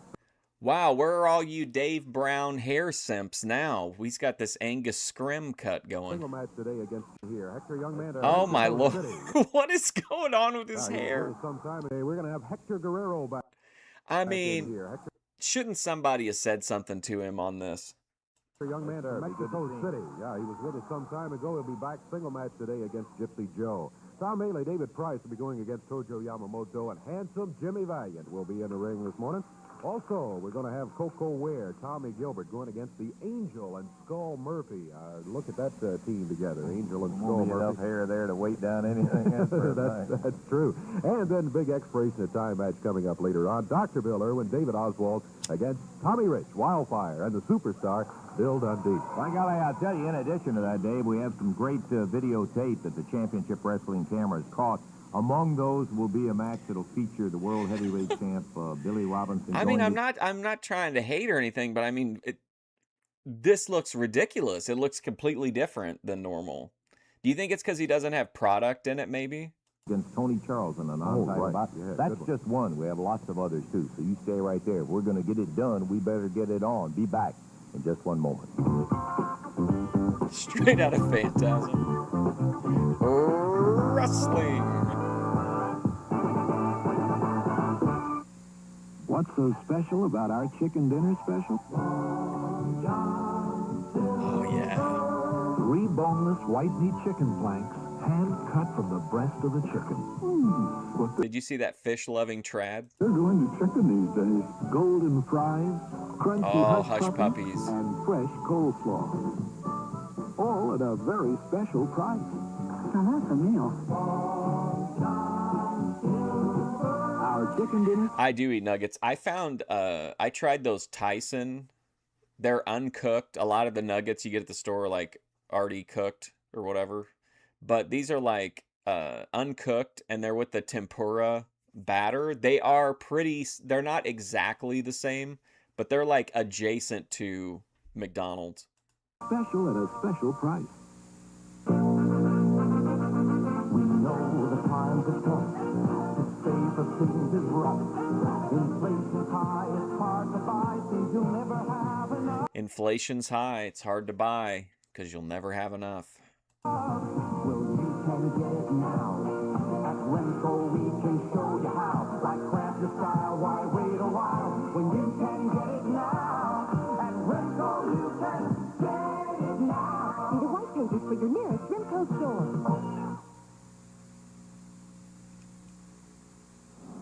Keep the motor running.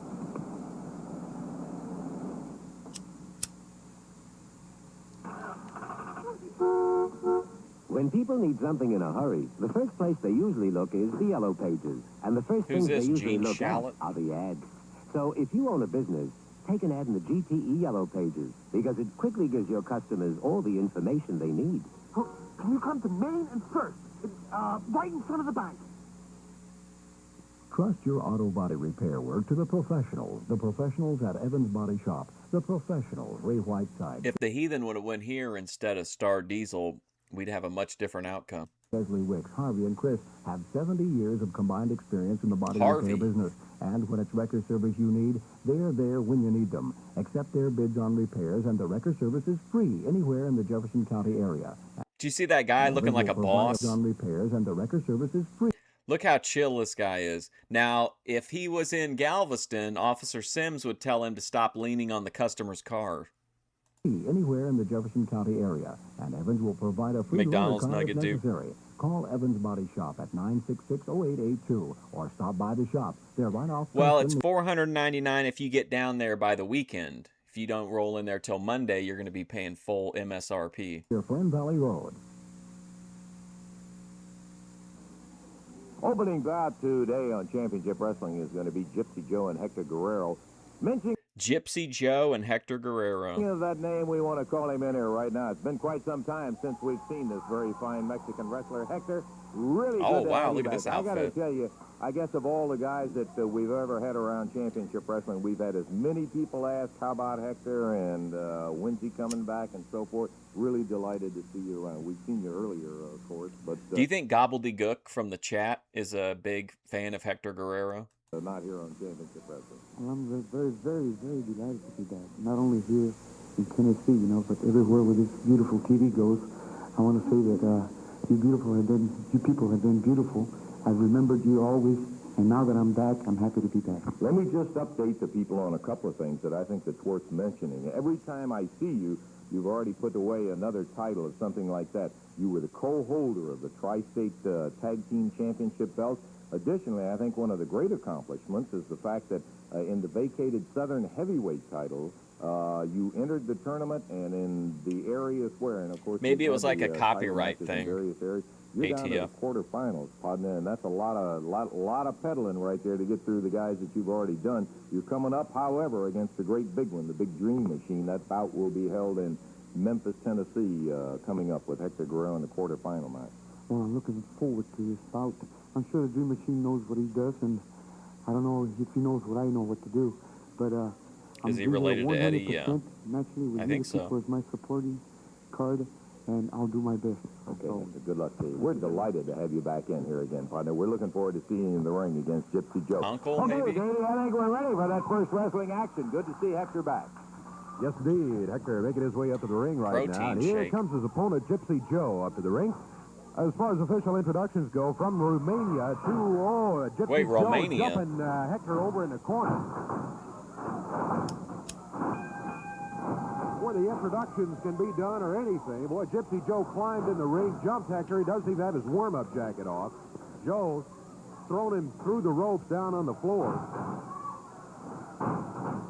Hector climbing back up on the apron. Joe not... Oh, it's his brother? Really? let him in the ring. Hector on the apron through the ropes. Oh, Joe. Good grief. Joe really going after him. Man, oh, man. Hector still wearing his warm-up jacket. Hasn't had a chance to get it off. Gypsy Joe right on top No of knee him pads? before the bell sounded, and he's continued to pound on him over near Hector's corner. Joe's using an open hand, but it's vicious. Let me tell you, he's using that in the lower part of the arm. He's also using a little choke there. No, that's not so legal. It certainly isn't. Gypsy Joe coming in there with a lot of anger and evidently a spoiler attitude. Hector, as we said earlier, made it to the quarterfinals for the vacated Southern Heavyweight title, and Joe's trying to show everybody that he's the one that ought to be there. That's right. Yeah, he's unhappy about something. Anyway, it's been all Gypsy Joe so far, and we're about a minute and a half into the action. Joe wrapping a hand around Hector Guerrero's throat. Referee Jerry Calhoun right there.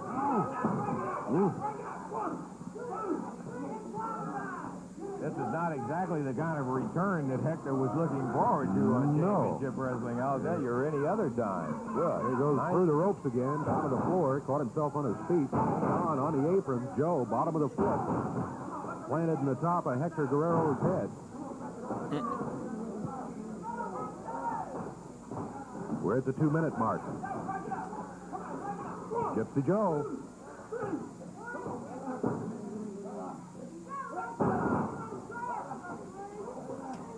Gypsy Joe with just... Hector back on the rope. Bends him back into those ropes, and there's that... What a guy.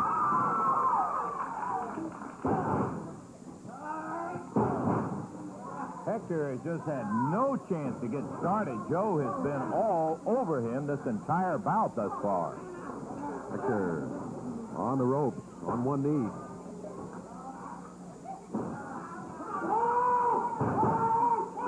Gypsy Joe fighting. Boy, 2 minutes, 45 seconds gone.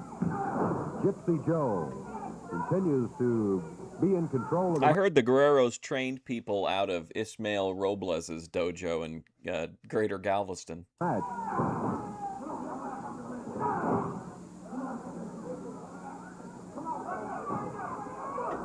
Hector Guerrero back in the area not too long, and his first time back on championship wrestling in quite some time. Oh, here he comes. Knows how to use the chop himself, looks like. Boy, he's really beating his ass. But then Gypsy Joe grabs it, picks him up in the air, and there's a body slam on Guerrero. A cover by Gypsy Joe, count of 2. Guerrero breaks the cover at the 2 count. We're 3 minutes, 3.5 minutes into the action. Hector tried to get it down in the flip. We got him 1, 2, and 3. Wow. Hector Guerrero. Good move. Boy, he had been pummeled the entire match. For 3.5 minutes by Gypsy Joe. 1937. There probably aren't enough complete matches to have a stream. But he used his head. And he got Joe down in the sunset. Held those shoulders down for the 3 count and still has his warm-up jacket on that he had not had a chance to take off. But the win in the match goes to Hector Guerrero. The time on it, 3 minutes, 35 seconds. Right now. over the lane. Well, the fact that he never took his ring jacket off means that he can kind of spin that to his advantage and make it look better than it was by saying like, oh yeah, Gypsy Joe, yeah, I beat him clean and I didn't even have to take my warm-up jacket off. Man, oh man, what a blistering opener that was with Hector Guerrero coming back to get Joe, but what a sensational start. You know, we mentioned a little bit earlier that we would have it on the opening, as a matter of fact, and we will, in fact, have the videotaped highlights of a match. I don't know. I don't want another wrestling show right now, though, so don't waste time putting anything together. Between the world heavyweight champion, Billy Robinson, and in a non-title bout with Tony Charles. Champ Billy Robinson. Oh, wow. Look at this look from Billy Robinson. He looks like he would he's the guy that like knocks on your door if you don't pay your gambling debts. We have Billy here, and I got to say this, Billy. I knew, obviously, what a great wrestler that you are. I have always been impressed with Tony Charles. He's a super junior heavyweight, a former champion, and I really was astounded as to how Tony was able to stay in there with you in that one fall 10-minute match that you had. As a matter of fact, it went to a draw. If you can wait just a second, we'd like for you to watch some of the highlights and watch this, friends, some great, incredible wrestling right here. Charles hanging with the bridge, and as Billy went up, look at a monkey flip. Takes him over, has his shoulders down, but he gets pulled off of there. Robinson caught, shifted around. Maybe we'll think about it for McHenry's 50th. Look at the moves by these two wrestlers. Look at that Robinson. He just wheels him around. Robinson deceptively strong, we've said. Boy, count of one. And Robinson makes the turn. It's hard, one. The referee getting a 1.5, and they are really converting here. Billy Robinson kicked and caught, and Charles back into the corner. Back up, but Robinson, and on top, straight over. Nice. Look at Tony Charles. Wow. Both wrestlers, we're down. Straight over. The corner. G-Thanks is feasting here. Back up, but Robinson, look at that. And on caught, and Charles back into the corner. Back up, but Robinson, and on top, straight over. Nice. Look at Tony Charles. Both wrestlers, we're down now to 15 seconds. Oh, man. Both wrestlers, we're down. He's got one of the sickest looking backbreakers. This looks like he tosses him up in the air like in a fucking anime or something, and then he just comes down across his knee. Down now to 15 seconds of wrestling time, or there about it. And Robinson with that. Good Lord, man. Wrestling time, or there about it. And wrestlers, we're down now to 15 seconds of wrestling time, or there about it. And Robinson with that backbreaker. Oh, man. 1, 2, and Tony escapes it. Good Lord. 10 seconds to go. Think we've got a draw right here. Robinson drops him down once again. Count of 1. He may have it, but Charles kicks out. And that's going to be it. The bell time, 10 minutes in time, and the bout is going to end in I a won't draw. be getting that deal, but I am finally, I'll be connecting with the trad mule. It's bringing back the cheap weed. Between Tony Charles and Billy Robinson. Just got to make it to the weekend. Sensational match, I got to say that. But again, I want to repeat, Billy, no doubt about it. You got all the credentials, you got the title and everything else. You're a great wrestler. Tony Charles amazed me with his speed. I was astounded you couldn't beat him. That looked like a pretty great match. It ended up in a draw, Billy, and You really want me to answer? well, the fact of the matter is, I'm wondering what your comments about not being able to beat Tony Charles. Well, the first thing, basically, Tony Charles, as far as I'm concerned, should be the junior heavyweight champion. How he lost the title is, you can't cry over spilt milk, but to me, he is the best junior heavyweight around in the world today, bar none. Both physically, strength-wise, conditioning, and knowledgeable. And a super chap. Welshman. I've got nothing bad to say about the man. But really, when it all boils down to it, he is still a junior heavyweight. Now, junior doesn't mean in age, it just means in weight. And Tony may be the greatest of the little men around in the world. But when you put a big man against a little man, the big man of the same ability is always going to win. You know, I really am not. Well, you didn't, though. Okay, I didn't. Well, because it was What about when what's that guy's name? Sellers? What was his first name? Something Sellers, that lives across the street. The guy that threw the gallon of milk over into his neighbor's yard. He then goes in depth on that as well in the comments. 10 minutes Milk at a time. game. Okay, it's like chess. You go out and beat a man, to try and beat a man in 3 moves. And maybe in 3 moves you can't beat him, but in 5 moves, you get the job done. In other words, you can beat the man if you had those 2 extra moves. If I'd had that extra 2 minutes, 5 minutes, 10 minutes, no matter how, over the long haul, the weight difference. Not Peter is Sellers. gonna tell.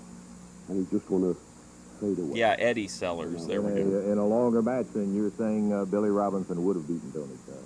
Without a doubt. I'm the world heavyweight champion. You missed De Beers? Well, I'm pretty sure he's a lock for the 2026 Fusion Studios Hall of Fame, so we'll probably have a tribute to him.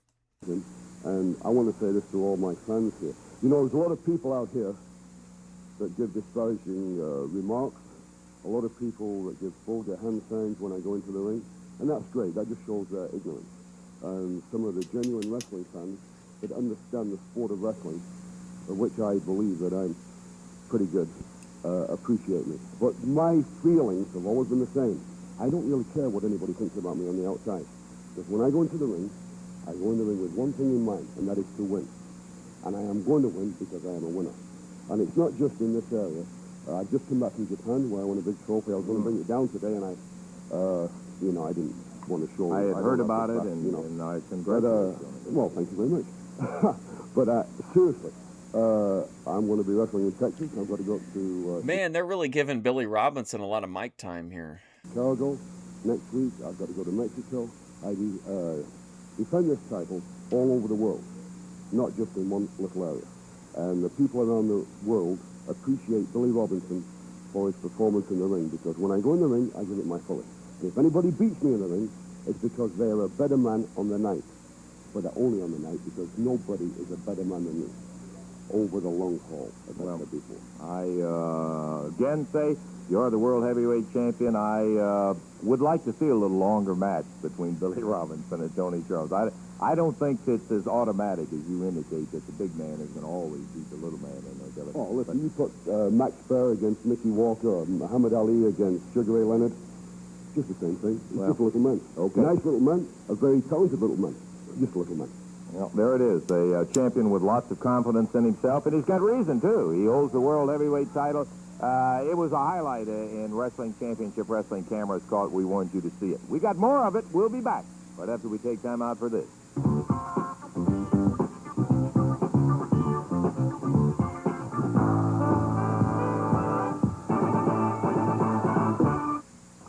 Tuesday night at the Louisville Gardens, Jerry the King Lawler faces the universal heartthrob Austin Idol, the latest of the Jimmy Hart assassins. Jerry, the stipulation that is provided on this bout for Jimmy Hart, explain it to me. I don't understand it. Well, you can read it right there, Lance. It says Jimmy Hart's gold record is at stake.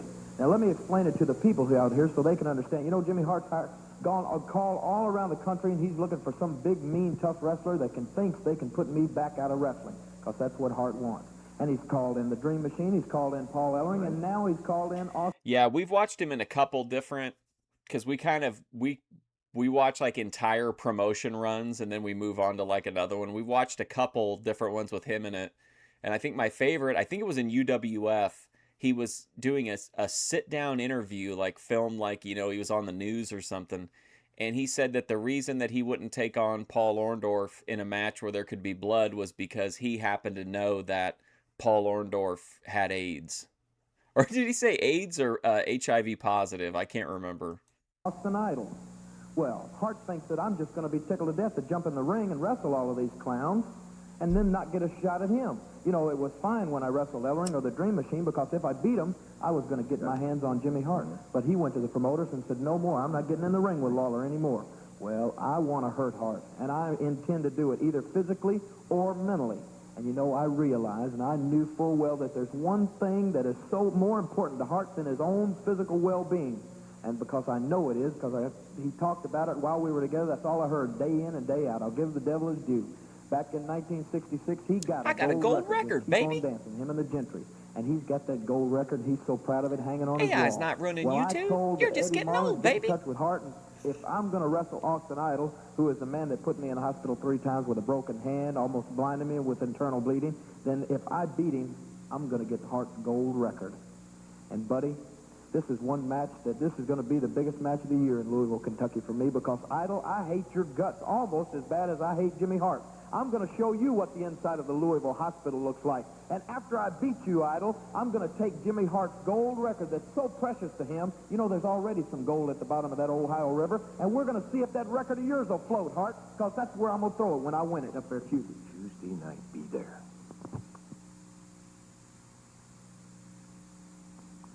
Okay, we're back right here, Championship Wrestling. And by golly, we've got a tag team championship, not championship. AIDS on a tag pole. team match coming up there with Tojo Yamamoto. Don't forget about the movie I'm going to make, Daninsky, if I can ever get in at Sci-Fi.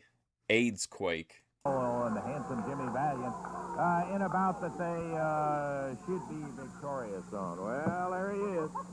The erstwhile top 10 manager, Jimmy Hart. Jimmy, Oh, God, you are really joyous. That's great.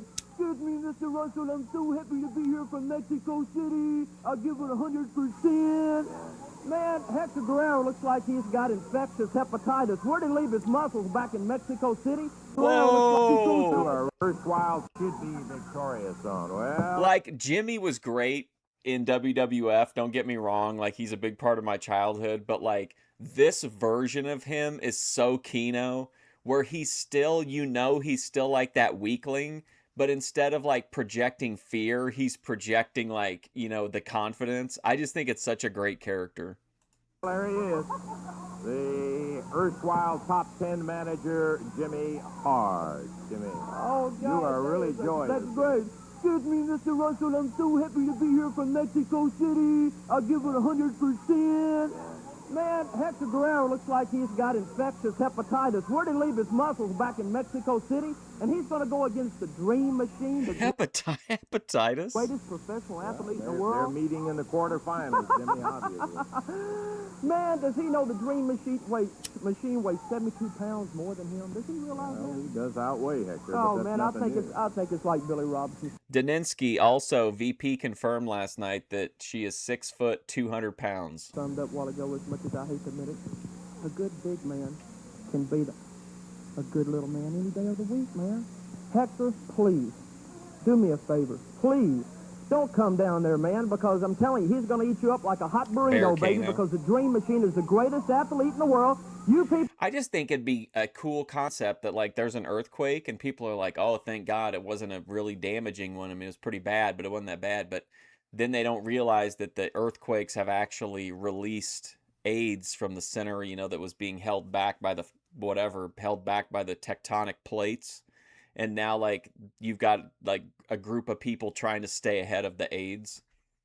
People over there know that the Dream Machine is the greatest in the world, and I'm going to prove it to the world because I'm the greatest manager in the world. And that's all I've got to say, baby. And when he wins it, I'm going to take him to all the towns all over everywhere, and the people are going to have such a pleasure to see the greatest athlete. I'm sure that the Dream Machine is continuing to have some comments about Jerry the King Lawler in there because that was one he didn't win. No and he sweat. was bigger than Lawler. True, I've is got he?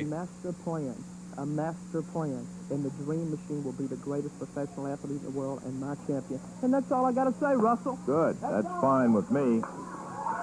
Jimmy Hart making some comments about his man, the Dream Machine. Okay, we got this tag match, Dave. I had to call. Like, the sci-fi movies usually have one name person in it, like somebody that's washed. I want, is his name Jerry O'Connell or Jerry Connell? I want him to be on a taking public transportation. That's where our group of survivors that are trying to stay ahead of the AIDS, they end up, it just so happens that I don't know if it's O'Connell or Connell, but, like, Jerry is on the bus and he's part of the group as they're trying to survive. So, like, you've got but he's playing himself. You know what I mean? So he's already, like, upset that he's taken public transportation, and he's, like, upset about his career, and he doesn't like having to be around these kind of nobodies, but now he knows that he doesn't have the real world survival skills to make it through, an AIDS assault, so he has to rely on this colorful band of ragtag characters to try to survive. What do you think? All it the way I see it, this is one that Tojo and Handsome Jimmy ought to win. They're going against a couple of young 6 fellows foot, that are 200 pounds not of as pure experienced. dynamite. Hell yeah. But Handsome Jimmy's ready. I think she got a boyfriend now, though, D-Gaff. I've seen some matches. Well, go ahead. It's going to be one fall, 15-minute time limit. Introducing at a total weight of 387 pounds over on the right-hand side of the screen as we see him in the ring. It will be Tom Maley from Memphis. Well, Handsome Jimmy's on both sides of the ring along with Tojo. Their opponents, though, Tom Maley and David Price, both from Memphis, Tennessee. And at 469 pounds total weight from Japan, Tojo Yamamoto. And from New York City, Handsome Jimmy Valiant. That is referee Jerry Calhoun you're looking at. This is a one-fall, fifth. Man, just imagine, Daninsky, you're like, you've just went to a service at the monastery and you're about to head back to your hovel to, I don't know, do something in your little garden plot or, make some kind of soup or something, and you walk out of your home. You're fortunate enough to have a home, close to the water line, and you walk out and there's a 6 foot tall, 200-pound Viking maiden, carrying a gigantic broadaxe, and she's got archers behind her lighting your village on fire. You couldn't go wrong with that. 15-minute time limit tag team match. Okay. Clint Howard. Jacket's off. We haven't got the shade off yet. There come the shade. He could say it. He could be like, my God, it's a Tom Maley bear will be cano. starting over there. David Price on the outside. Tojo starting on this side. And here we go. It's a one fall, 15-minute time limit bout. Maley coming out. The young fella moves in quick. Rolls Tojo over and down. Yamamoto irritated by the fact that he again was VP could ransack for real. Bounced him down, Tojo back up. That was David Price you saw in the background. Jimmy is assuring us that Tojo, that won't happen to Tojo again. Well, if he keeps doing things like that, he rakes him right across the eyes. At least that's what it looks like from here. Be serious. It's Handsome me. Jimmy watching his partner, Tojo Yamamoto, at work in the ring. For a match like this, Please stop bullying my parasocial relationship with Vegan Patriot online. Thank you. for Jimmy Valiant and Tojo, first couple of minutes are the most dangerous because if they are overlooking their opponents, as they probably are, they can get surprised by young fellows like this. David Price makes the tag in and maybe wishes he hadn't as Yamamoto unloads immediately. You know who would be great as the name talent in one of those? Honky Tonk Man. Can you imagine like him being in a movie about an AIDS quake? I just think he'd be good in anything. I think he'd be really funny.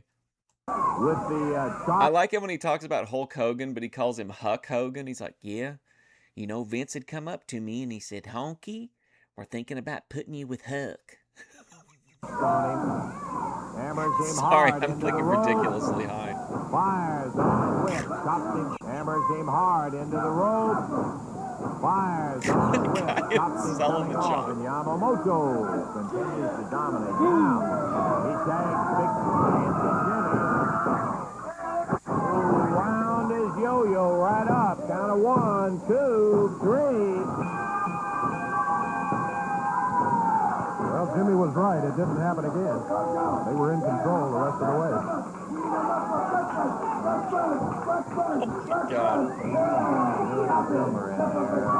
young king, David Price, on the outset, were no match for the veteran team of Yamamoto and Handsome Jimmy Valiant. Maley gave it what he had the minute Price got in there. Jimmy hollering, He's another dead. midget hit the dust. That's his new theme song. Minute 31. Minute 31 seconds is all it took, and by golly, that is it for the second bout of championship wrestling. We got lots more. Don't you dare go away. Back in a minute. That guy's definitely got a warrant out for his arrest. Look at him looking nervously at the camera. We are 35 minutes behind schedule.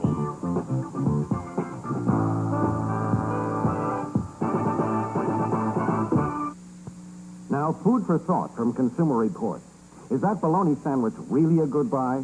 Consumer Reports on bologna highest in cost per pound of protein, compared with American cheese, tuna, and peanut butter.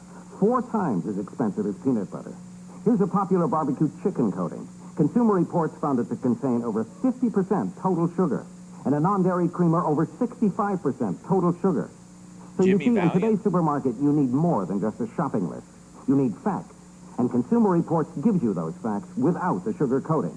By rigorously testing foods, home care products, appliances, automobiles, and much more. Yes, Consumer Reports gives you reliable brand name ratings. I feel like I'm kind of the modern day Consumer Reports, except for very shallow surface level reviews of soft drinks and junk food. On products and reliable facts about services and consumer issues. All here in this non-profit monthly magazine from America's leading independent product testing organization. Consumer Reports accepts no advertising, no free samples. Everything we test, we buy at retail, just as you do. I'm still thinking That about way we're always those free Long to John speak Silver's out, Hush to serve Puppies. your interests only. The information in just one issue could save you many times the entire subscription price. This introductory offer brings you Thought it was 11 regular non-profit. monthly issues of Consumer Reports. Plus, They want how? Okay, what? Hold on a minute. I only get 11 issues. What's up with that? the big 1982 buying guide when it's published. All yours for only $12. What's more, when your $12 payment is received, we'll send you 2 free gifts. First, this newly revised $5.50 guide to health problems and products. And this 432-page 1981 buying guide. Remember, both are yours at no extra cost. So you save $14.25 and go on saving, issue after issue. Phone Fusion Studios has found that only giving you 11 issues instead of 12 is Consumer Reports absolutely fucking over the working class. 1-800-228-2200. Because today's marketplace is no place to go it alone. This Don't get guy taken. is so Get serious. Consumer Reports. Phone right now. Oh my toll-free. God, it's like it's making me anxious. 1-800-228-2200. That's 1-800-228-2200. Does this guy blink? He's so serious. He's so like consistent in tone. Get him out of here. One fall, 15-minute time limit match coming up here. And this one, let's see, is going to be, one fall, 15-minute time limit. That's correct. All right. Introducing, on the right of the screen. Oh, wow. G Thanks feasting. This is like G Thanks' favorite wrestler in with one of my all-time favorites, Koko Ware and Tommy Gilbert. 445 pounds from Union City, Tennessee, Koko Ware, and his partner from Lexington, Tennessee, Tommy Gilbert. Going against him, total weight of 4. Do you remember the guy who did that? We watched one of those mysteries of wrestling, and the guy was like really insulting whenever he would address the audience, and he'd be like, "You probably thought that was real, didn't you? What a dummy. What a rube. Let me show you how we trick people like you." 487 pounds with their manager, Jimmy Hart. From Portland, Oregon. You probably thought he broke his back with that backbreaker. What a fool. Again, the Angel, and from Pensacola, Florida, Skull Murphy. It's going to be a one-fall, 15-minute time limit match with the referee, Jerry Calhoun. Okay, this is the first time we've seen Skull and the Angel together, and take a look at them. A real assemblage of hair up there. As both of them with their shaved heads. The bell, and here we go, Tommy Gilbert. He was Skull, very starting off. rude, yeah. Yes, sir.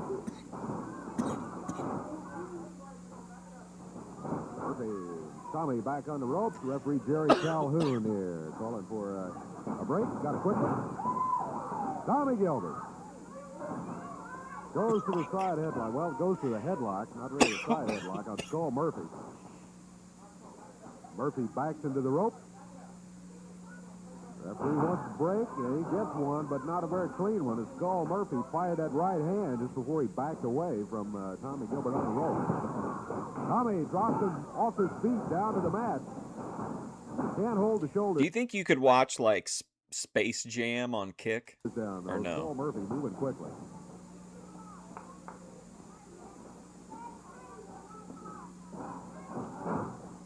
Tommy. A little twist on Murphy's left arm to the corner. Tags Koko. Holds that arm out there while Koko hits double forearm on it.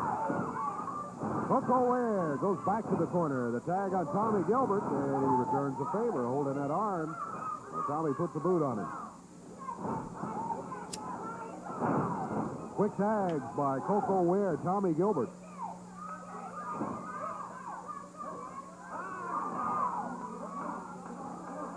Oof. Koko working on Skull Murphy, back to the corner. Tags Tommy again.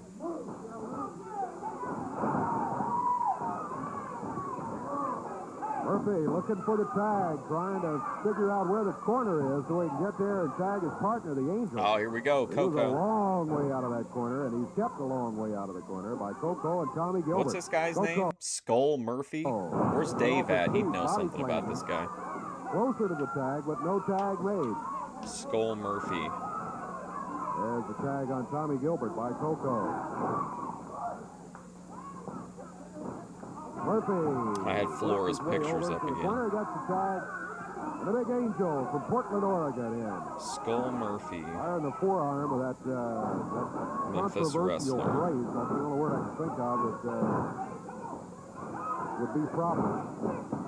There's a cover by the Angel. The Angel with that brace on the right forearm. He's using that right forearm to pound Tommy Gilbert. Okay, so he said Skull Murphy, right? This has got to be like a remake version of an original guy who died in 1970. He was a Canadian professional wrestler, better known by his name Skull Murphy. He began his wrestling career in Canada and later worked for JCP and GCW. And he worked in the Worldwide Wrestling Federation. I bet that's got to be where they got the name from for this guy.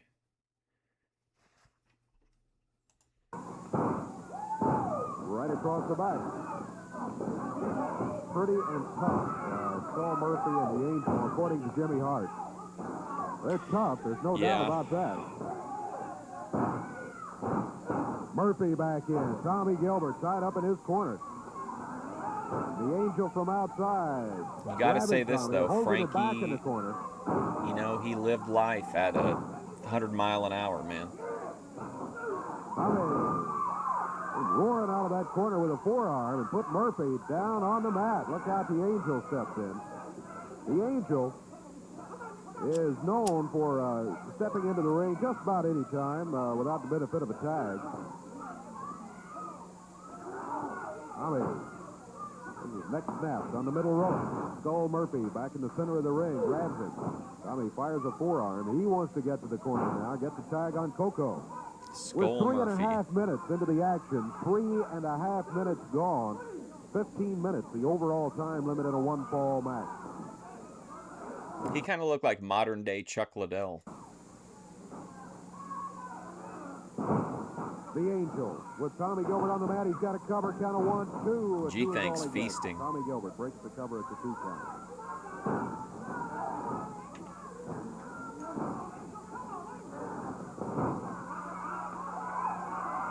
Tommy Gilbert. Oh, started for the tag on Koko. Skull Murphy. Got him across the back Skull before Murphy. he could get there for the tag.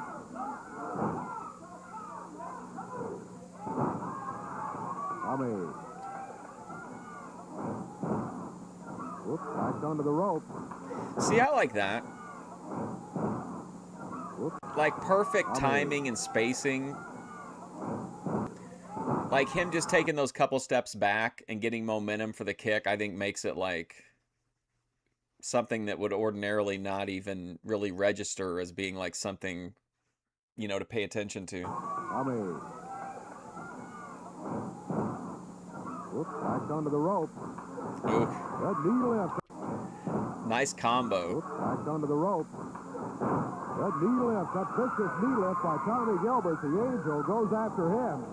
Koko, after the tag, goes after Skull Murphy. Koko and Murphy, the two. Yeah, he looks like a guy they would put with to try to get over by putting him with the beers. Legal men in the ring. Tommy Gilbert working on the Angel. True, Bob. How you doing, buddy? The referee trying to get Tommy back to the corner. The Angel with that brace on his forearm, slugged Koko, count is 2, 3, and Skull Murphy. Ooh, wow. Has just gotten the 3 count on the... Wow, Skull Murphy just beat the What is up with this? Koko has been absolutely cursed since he won the TV title. I feel like he's lost every single match since he became the TV champ. Over Koko Ware. Not only are they pretty, but they're great. Look.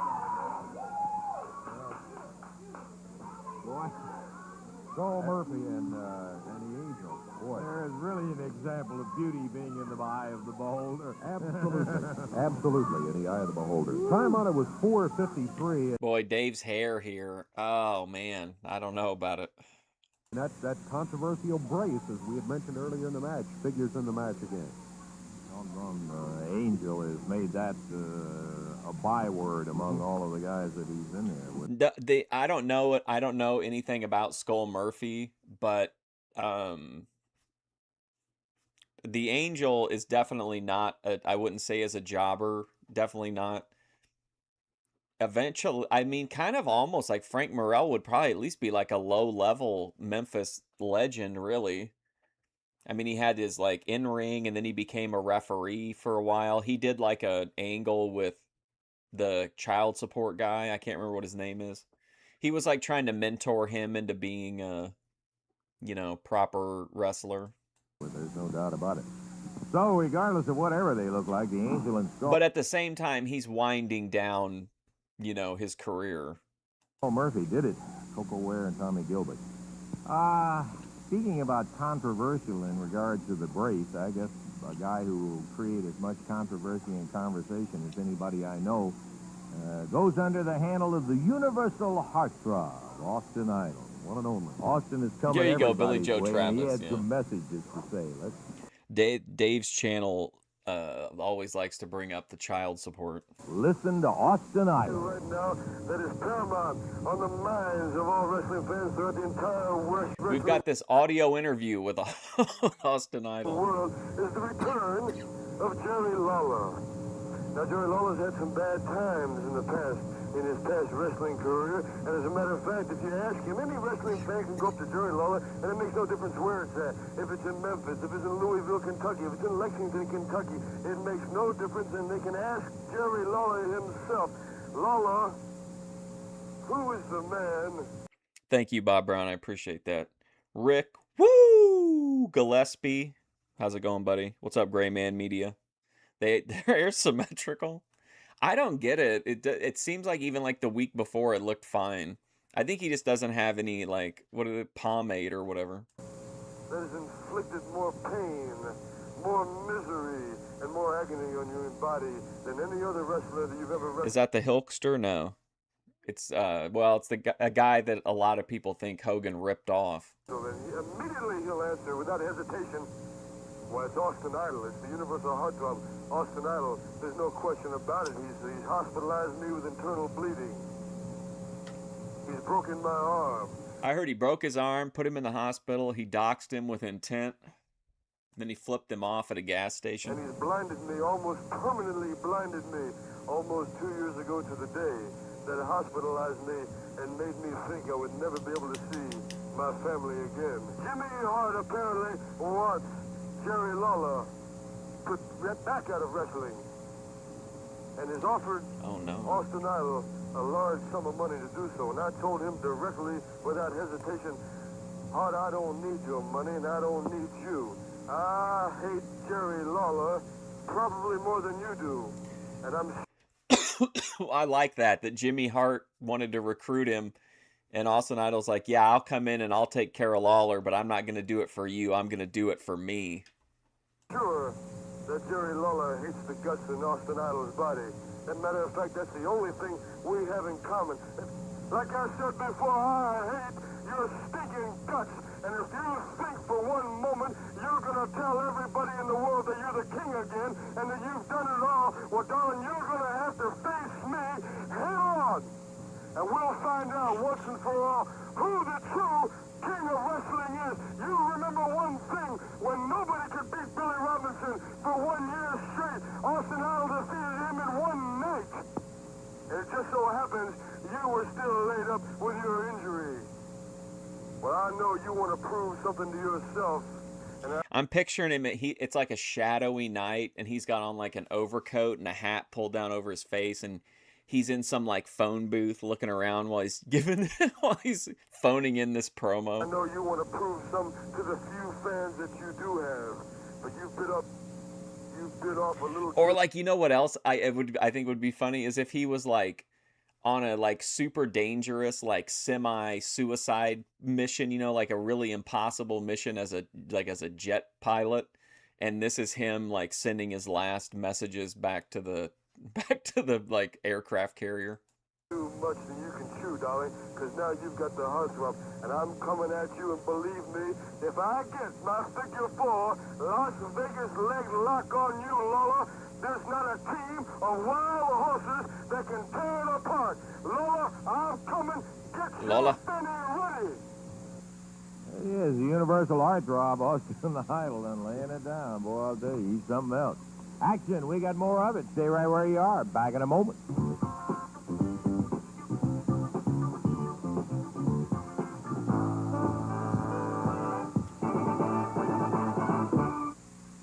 Okay, we're going to be back to Wave Country's Championship Wrestling in just a moment. A little bit ago, you heard about some of the bout and the big main event action that's coming up with the King and Austin Idol. And, by golly, we wanted to give you the entire card coming up Tuesday night, right down there at the Louisville Garden. Former champions, the Bounty Hunters, with Jimmy Kent, will be returning against former champions Tommy and Eddie Gilbert. The Angel and Skull Murphy will be in against Rick Morton and Sonny King. The Dream Machine, a single match, going against a tough guy out of Las Vegas, Ken Lucas. I like it. Then a pole... You know, he's like, listen, Lawler, when I get to Memphis, I'm going to break your other leg. Match when Bill Superstar Dundee and Tommy... He's like, yeah, I'm coming to do this mission, but let me tell you something, brother. I'm not coming in here for Jimmy Hart. I'm not coming in here for these fans. I'm not even coming here for you, Lance Russell. I'm bringing this plane in because I want to take all my personal demons out on Jerry Lawler in the ring. Wildfire Rich will be battling handsome Jimmy Valiant and Tojo Yamamoto with that pole strapped to the side, and somebody can get up and get it. They can use it in the ring legally. And finally, the King, Jerry Lawler, and Austin Idol going at it in a single match. And you better believe Tuesday Or like it kind of sounds, too, like it might be coming over the loudspeakers at a grocery store. Night will be the place to be, the Gardens. I don't have a whole lot of time to spend on shopping. Oh, hell and I yeah. don't have a whole lot of money to spend on shoes. That's why I shop at Pick Shoes. All the brands and styles I like are right here in one location. They always seem to have my size. Wow, and look the at this. color $9 a pair. I'm looking for, too. And when it comes to prices, I'm convinced that Pick has the best discount prices in town. Dress shoes, casuals, athletic shoes, and boots. And Pick has a great selection of handbags to go with them, too. Pick sure makes shopping for shoes easy. Pick Shoes in Hurstbourne and on Brownsboro Road. Say, Brownsboro. if you're between 45 and 75 years of age, you can still get life insurance up to $5,000 without taking a physical. Hi, I'm Dennis Dean.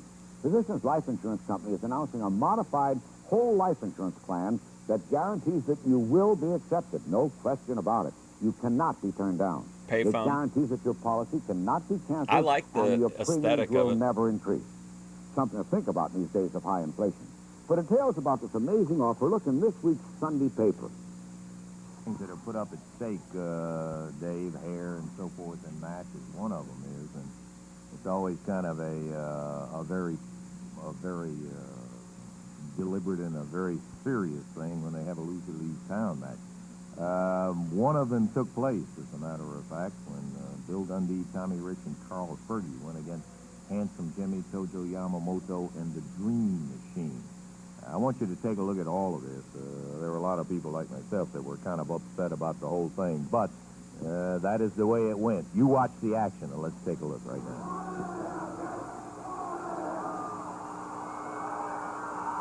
now. Paul Morton fans are cresting right now.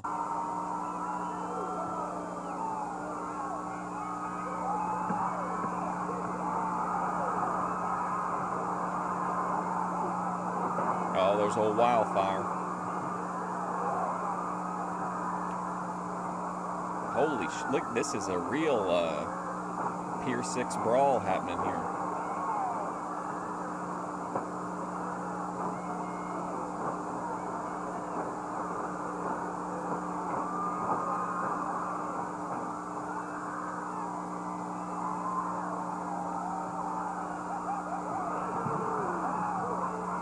You hearing that one guy in the crowd? Woo! Woo!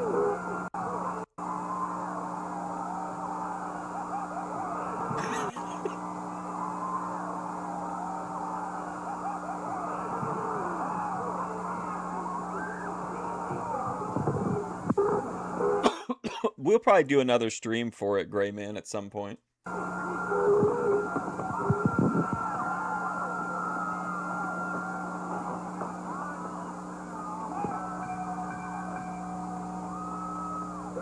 I mean, honestly, like over time, we'll probably watch all of them, and I don't know. There's lots of stuff we watch multiple times for some reason.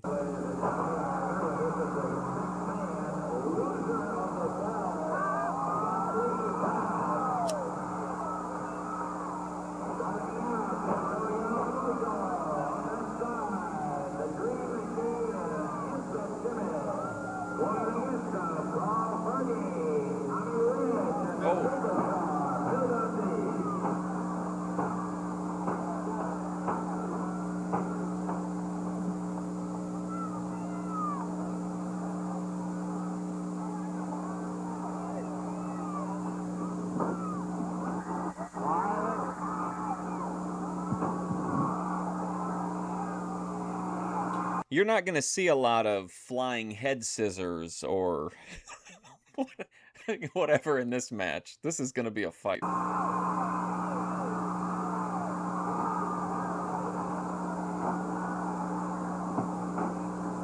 Man, look at him. Oh my God, I look like a hate crime.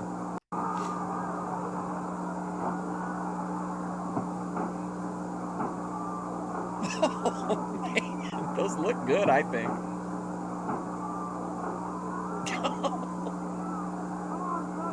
I don't know. I just think that they look great.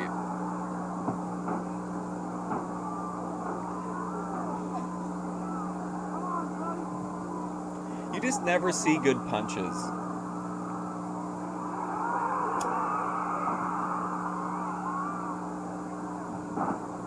Make punches great again.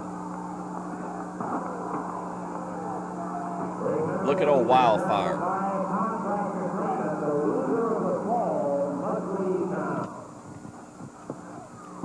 Do you think Daninsky, during this match, if his team really starts to get the heat building up, do you think he might at any point turn around and ask the fans if somebody said fired up?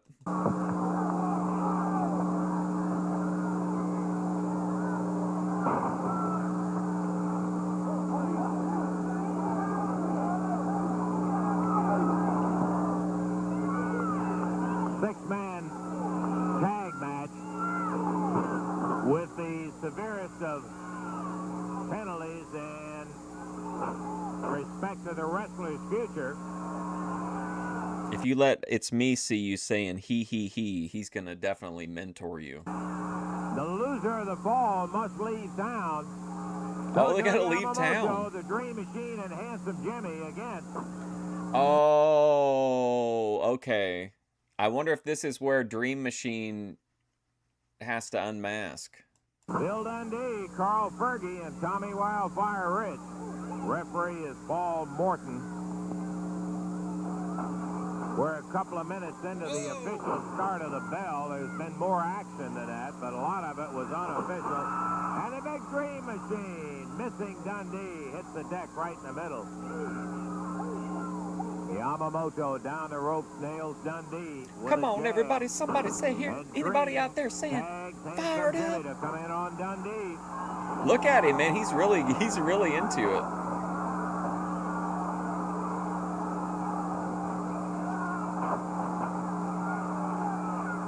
Come on, man.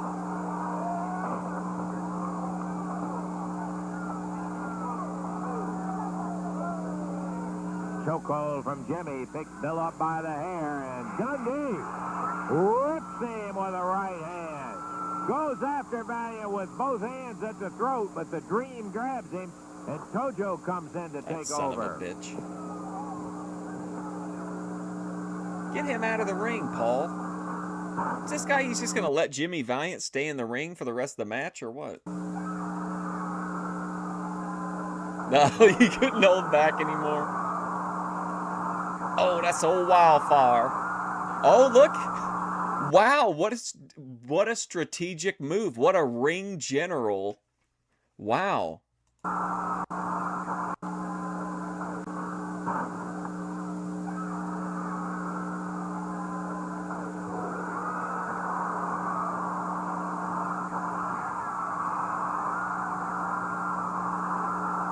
That was some real strategery. What was that about? What was the Dream Machine doing here? What the hell?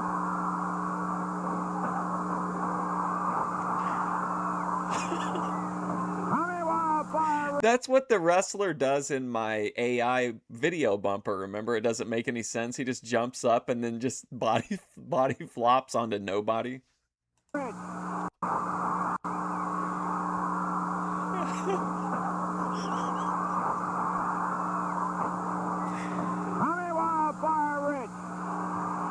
I gotta see it one more time. I'm sorry. Incredible. Somebody say fired up. Giving everybody his best shot.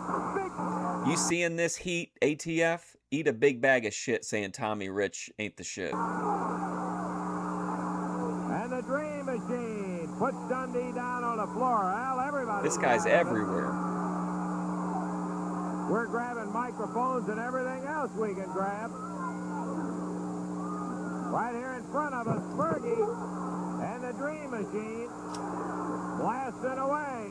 This has been wild. We're coming up on 5 minutes. Man, if I was in the crowd, Daninsky, I'd be fighting people, man. I'd be so fired up. After the touch of Rich, Valiant got back and tagged Yamamoto. The touch of Rich. Jimmy out. Whip in. Dundee tag. Oh, Comes wow. over to put him down. 1, 2. But Handsome Jimmy breaks it up. Or the referee just having a terrible time. Trying to keep They should quit tagging Bill Dundee into the ring. He just keeps getting beat up. Again, Yamamoto goes for the eyes of Dundee.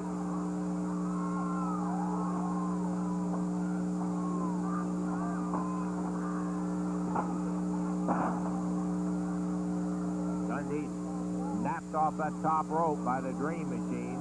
Yamamoto picked him up and chopped him.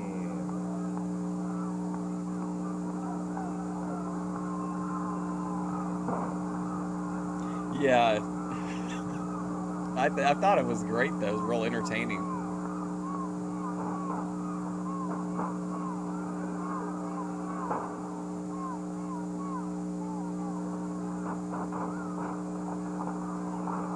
Oh, no. Oh, wow. That was awesome. He did like the Flair corner bump into like an absolutely flawless Vader bomb. The turnbuckle is... I mean, this is actually kind of impressive. I wish he would have hit it. The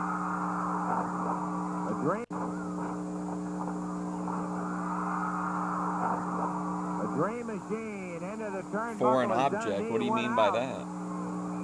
Billy slipped away and the Dream hit it. What do you mean when you say that Tojo Yamamoto might have a foreign object in his pants? What did you mean by that? You see how this looks. Big arms, the Dream. This guy's got the worst luck. Misses on another leg drop.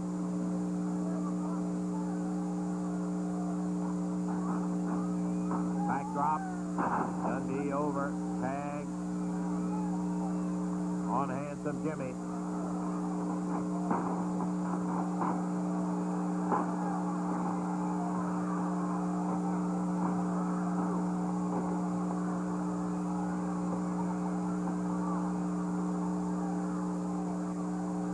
Oh yeah. He's always like doing that. Always like at least acting like he's got something, like adjusting his trunks. And Billy catches him coming in. Well, what's he doing? Why is he following him in? Come on, Bill.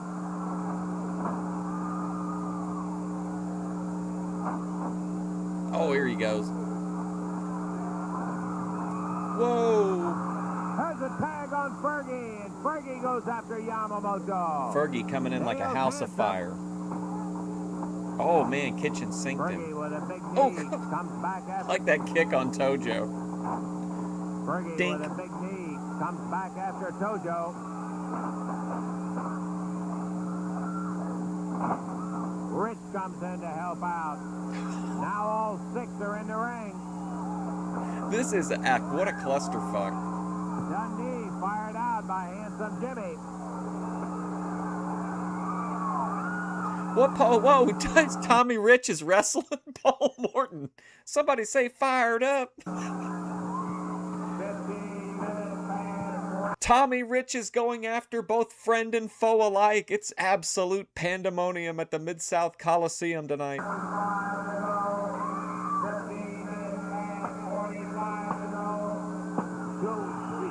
Oh, that's it.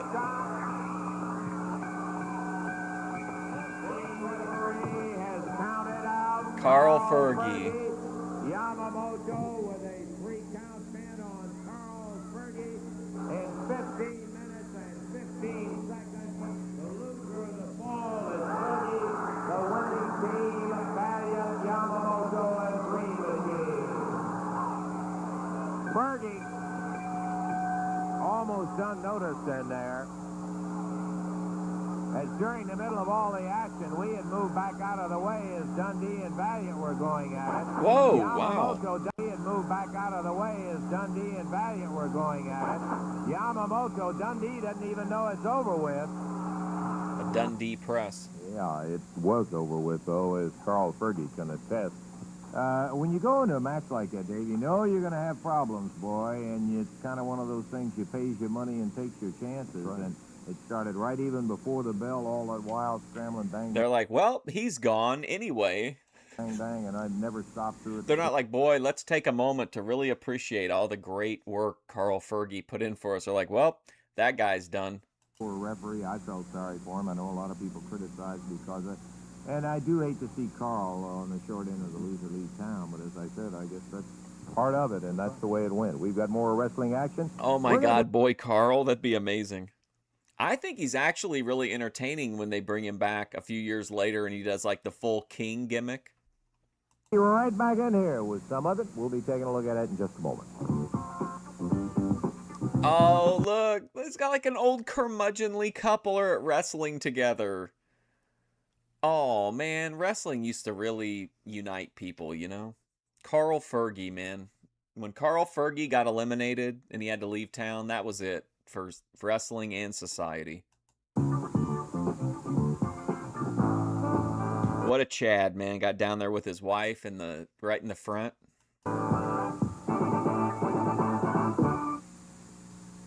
Hey, where'd you get that sparkle? I see Dennis regularly. It's more than Inspiring Dennis. Oh, wow, look, it's OPC. Keanu Reeves. It's more than a smile. It's feeling good about yourself all the while. Hey, where'd you get that dazzle? At the dentist. Regularly. So get yourself sparkling, get yourself beaming, get yourself glowing, get yourself going. See you Dennis regularly. Kentucky needs Many your transmission smile. shops are here today and gone tomorrow. So if you think you have a transmission problem, then think about this. AMCO has been in business for over 15 years, and AMCO has over 700 shops in the U.S., Canada, and Alaska. Now, that's experience you can trust, and count on being here for years to come. So if you think you have a transmission problem now, It's really cool Lance Russell got some of these side gigs. worry about having one later. See your locally owned AMCO dealers for a Oh, I recognize Shively was a Smoky Mountain town, right? I think. free 19-point multi-set. I wish we could watch Smoky Mountain.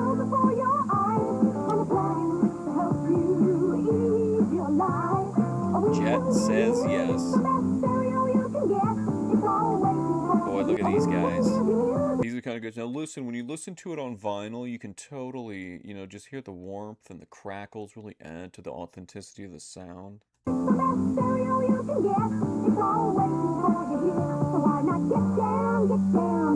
Man, who's not that happy leaning into an empty refrigerator? Get down to Jet.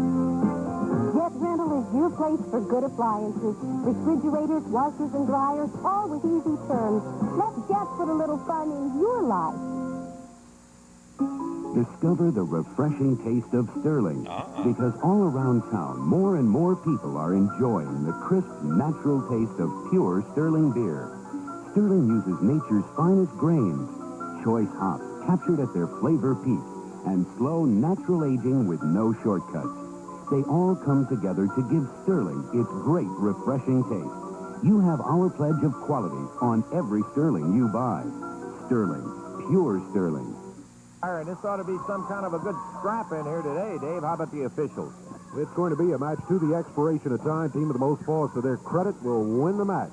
Introducing at a total weight of 453 pounds on the left of the screen from Duluth, Minnesota, Dr. Bill Irwin. Irwin his partner Oswald. from Jonesboro, Arkansas, David villain? Oswald. Going against him, total 452 pounds. From Hendersonville, Tennessee, Wildfire, Tommy Rich. And from Australia, the superstar, Oh, man, look who it Bill is. It's a Dundee. Wildfire. To the expiration of time, referee Jerry Calhoun. I'm not so sure that knowing the kind of frame of mind that Dundee's in, and we've talked to him here today, that I'd want to be Oswald and Dr. Bill because he's fired up indeed. Ready, bell time. Referee Jerry Calhoun says, do it. We are. Billy right around behind. Took him for a ride. Round behind Oswald, put him on the mat. Great call forward to the referee and a quick one by Dundee. Dr. Bill Irwin took a swing at Dundee. He was a long way from it. Oswald reaching for the hair. Referee right there stopped that. Bill Dundee hanging on. Come on, Bill. You know what the fans want. Billy firing the right hand. There Back we to the go. corner, Let's and go. here comes Tommy Rich.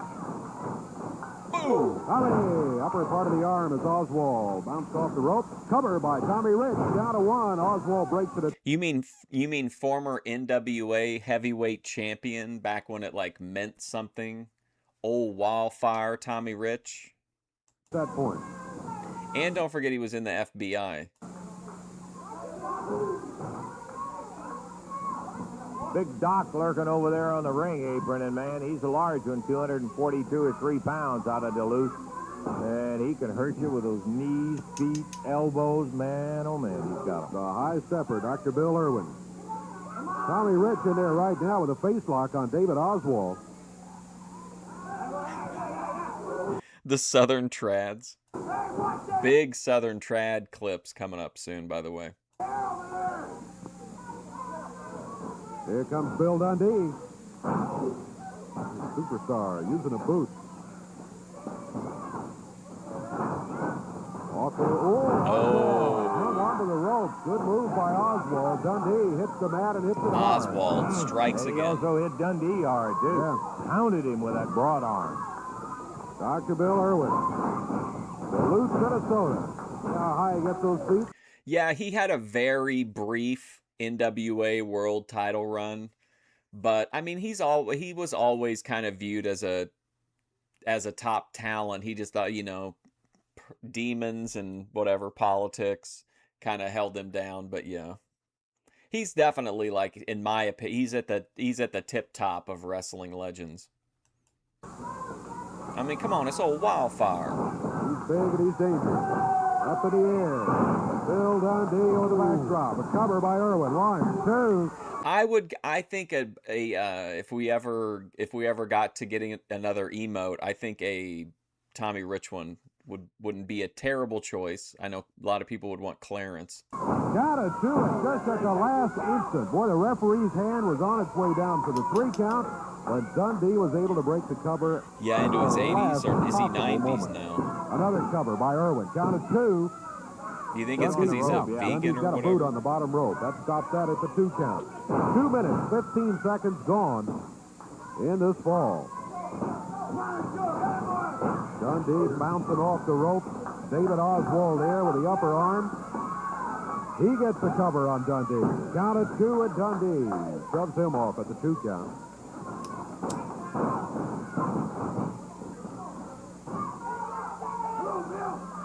Dr. Bill Irwin.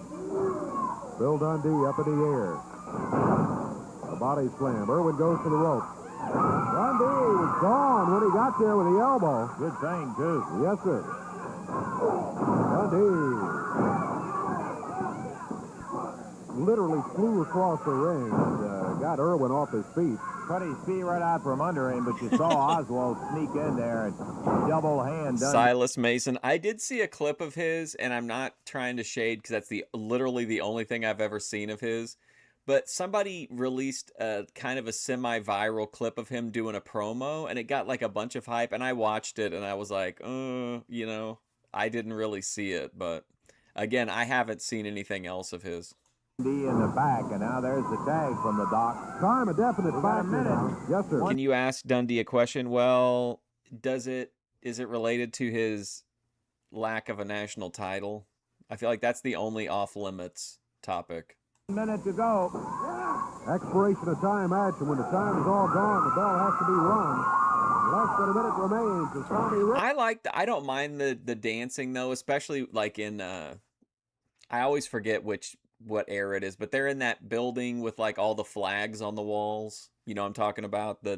I don't know if it's Georgia Championship Wrestling or if it's JCP or what it is, but it's the place with all the flags, and he'll just like dance down to the ring, and then he stays in like a constant fluid motion, almost like capoeira or something, and work a match with the jobber, and then just like roll out. It's all like one fluid motion from like when he comes in to when he leaves.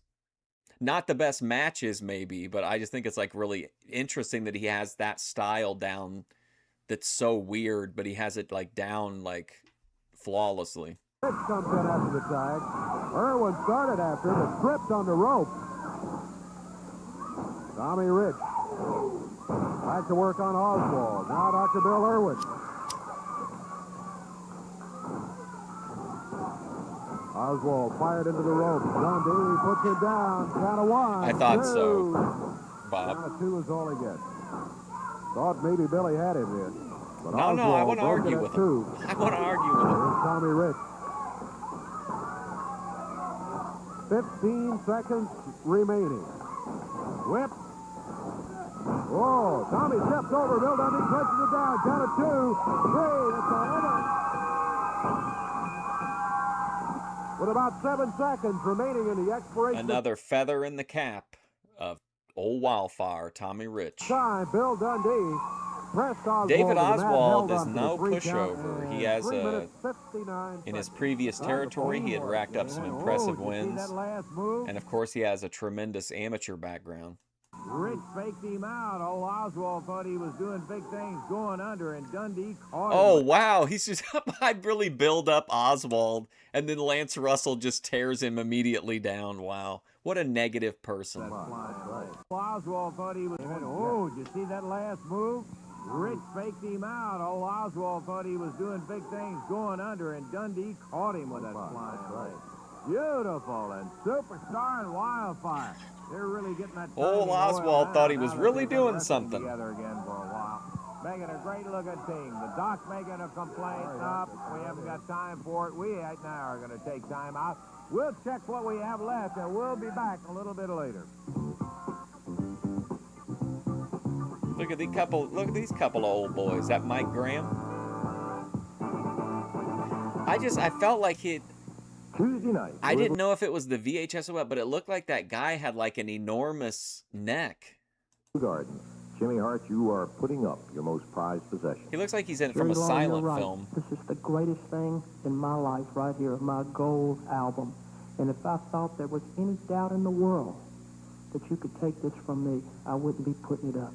But I know the one man that's got your number, and he's standing right over here right now, Austin Idol.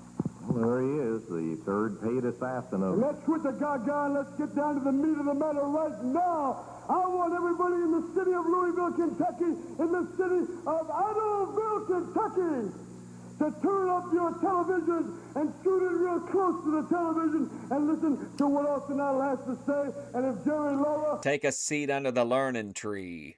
You are anywhere within the sight of my face and the sound of my voice, you better get some serious attention right now. You know, there's one thing that Jerry Lawler and Austin Idol have in common, that we both hate each other. I am the man, Jerry Lawler knows it, everybody in Louisville knows it. I am the man that put him in the hospital with internal hemorrhaging. I am the man who put him in the hospital with a broken arm. And I am the man who blinded him where he thought he would never see his family or his loved ones again. Now, Lawler, bear in mind one thing, and you bear in mind one thing too, Hart. I don't need anybody's That's like blended in with the background. And I don't need anybody's help, darling, because I've got everything it takes. I beat Jack. Well, now it's all I can see is just like, it looks like on South Park how Canadians talk. It looks like that, but like his head. Go with a figure 4 leg I lock. can't unsee I've beaten Buddy Rogers when he tried to make his comeback, and believe me, Lawler, in Louisville Tuesday night, I'm going to slap that Las Vegas leg lock on you, and I'm not going to turn loose until a team of wild horses come and try to tear it apart. Lola, I'm going to break your leg. Watch. This all happens Tuesday. I mean, God tier promo guy. He immediately goes right into the wrestler voice. I think it's great. Night at the Louisville Gardens.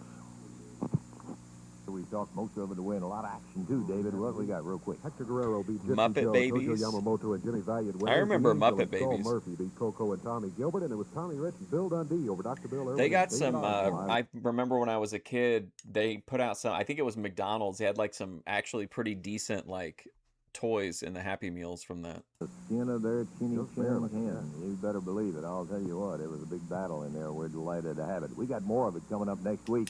One thing to do, you join us every single week right here on Championship Wrestling. We're an hour behind schedule, but we got this. Wrestling anywhere. But Dave Brown, Lance Russell saying bye-bye, everybody. Craig Fingerling upset about having to pay for overage time on the satellite. The announcers on this program are selected and paid by parties other than this station, namely the promoters. Also, like, these have had a bunch of commercials in them, which I like, and I don't mind. So a normal episode, I think, would be like 5 or 6 minutes shorter. Chip Wrestling.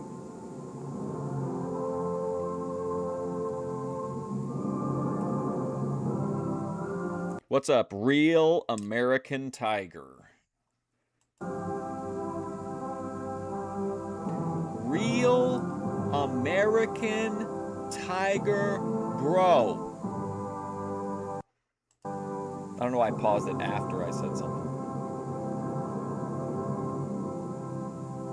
You got a lunchbox?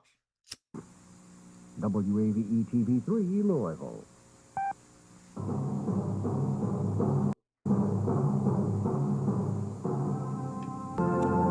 And like I said earlier, this is the next consecutive episode. So this is January 27th, I believe, 1981.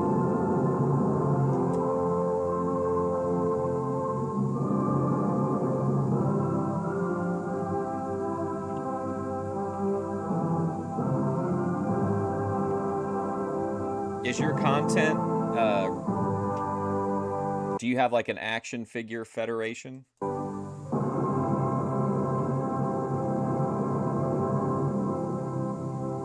Yellow again, everybody. Lance Russell and Dave Brown right along ringside. Ready to go. Another big day. Championship Wrestling. Love it. Oh, I tell you what, opening match today, we're going to have Hector Guerrero back in here. Hector, young man from Mexico City. Yeah, he was with us some time ago. He'll be back single match today against Gypsy Joe. Tom Maley, David Price will be going against Tojo Yamamoto. He's got the hair again. He's got the Phantasm hair.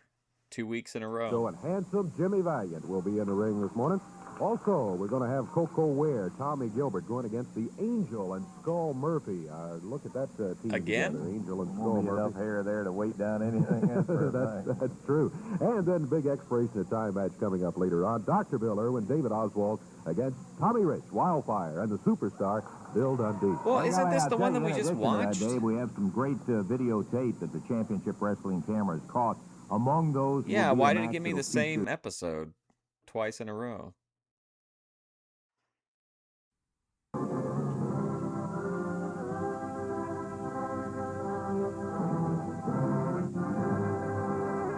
Then watch the movie The Invite. I'll put it on my list if I can find it.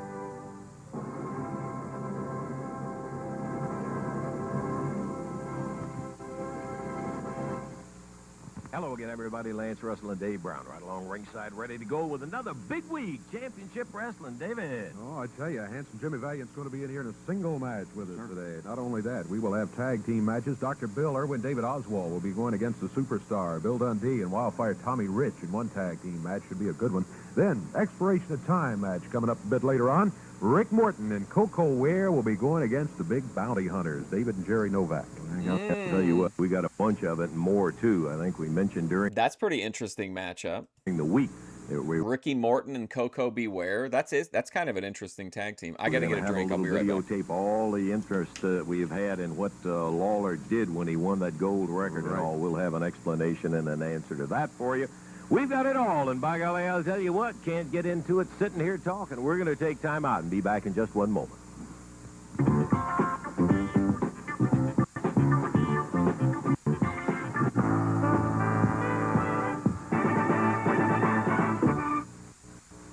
Universal Heartthrob. Gotta know that's Austin Idol, one of the most controversial guys you'll ever run across.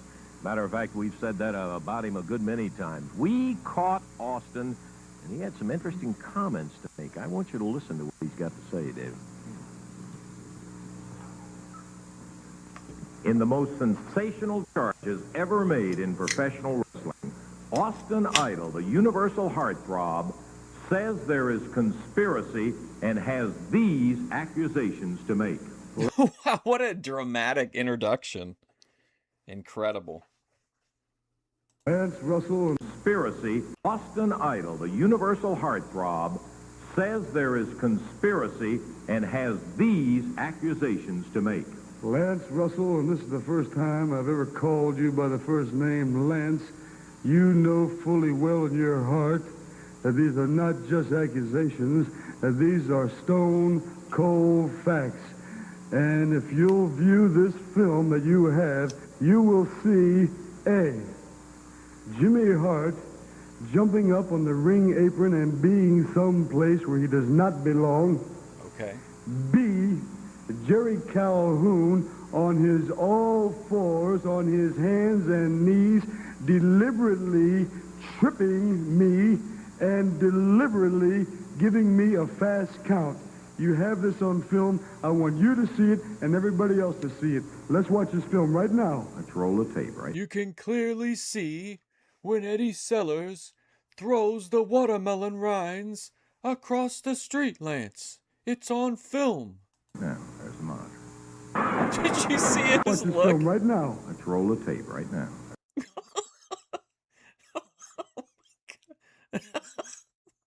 Lance is like, no, over here. There's the monitor.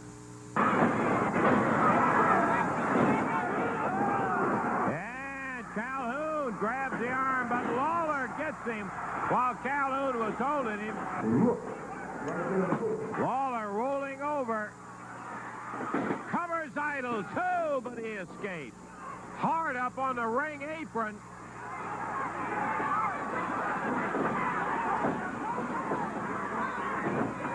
Idol lifts Lawler up, drops him down. Jimmy Release Hart the on the heathen. ring apron. He could see it all flying out the window right there. In the bottom of the river, as Lawler said. Lawler kicked him off. He got him. Well, let's Got see. him. Kicked him off. He got him. What do you think? Fast count or no? Let's see it one more time. He got Lawler kicked him off. He got him.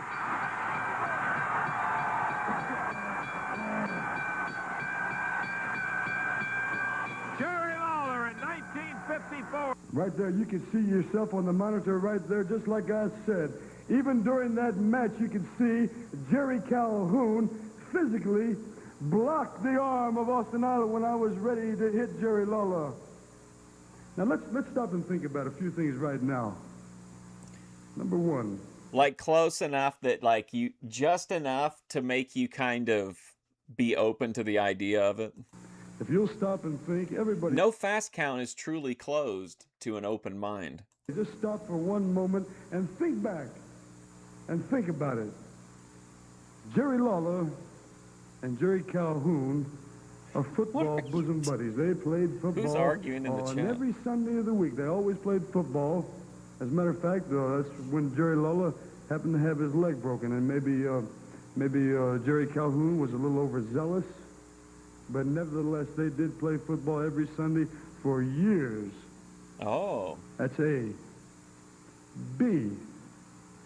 Jerry Lawler is not only the one who started Jerry Calhoun in the wrestling profession, he also started Jimmy Hart in the wrestling profession. And likewise, Jimmy Hart, with his great name rock and roll band, the Gentrys, went around all around the country with Jerry Lawler and had his Gentrys back up Jerry Lawler on a concert tour.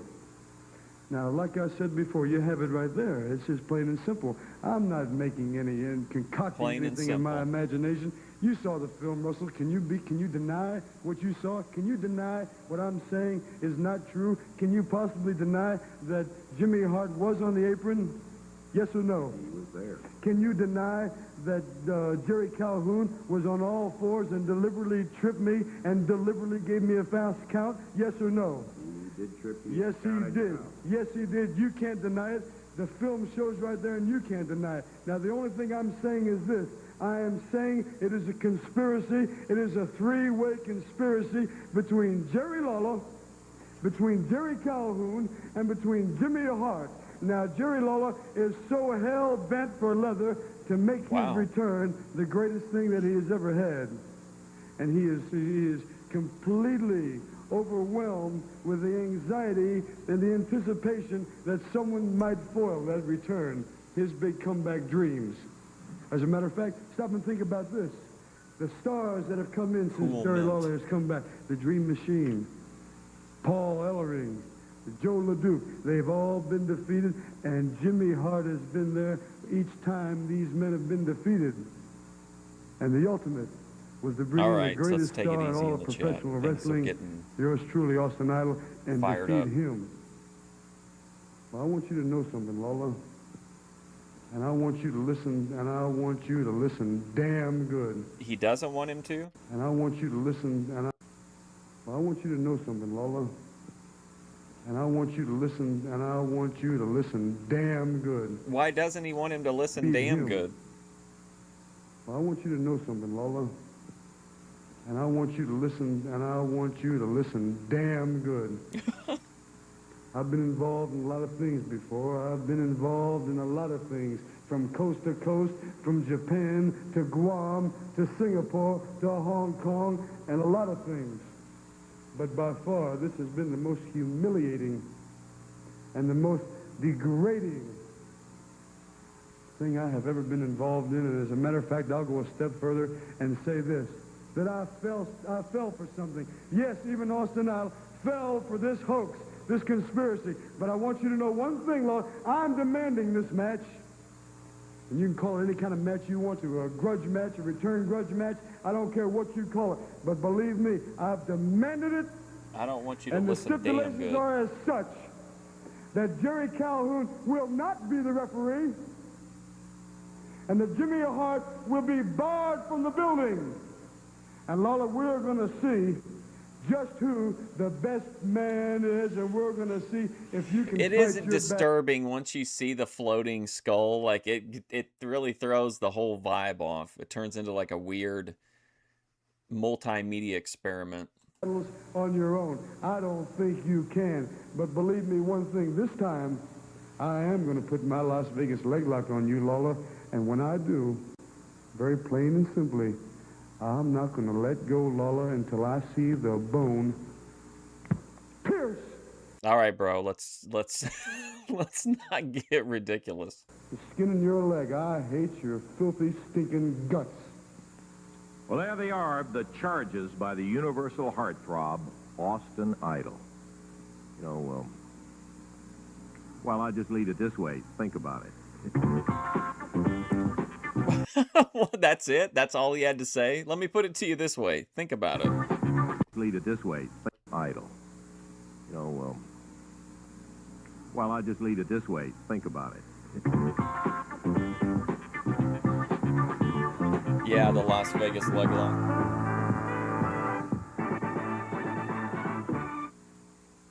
Tuesday night, Louisville Gardens. You better believe it. What a night. It's the figure 4. He just calls it the Las Vegas leg lock. Of action.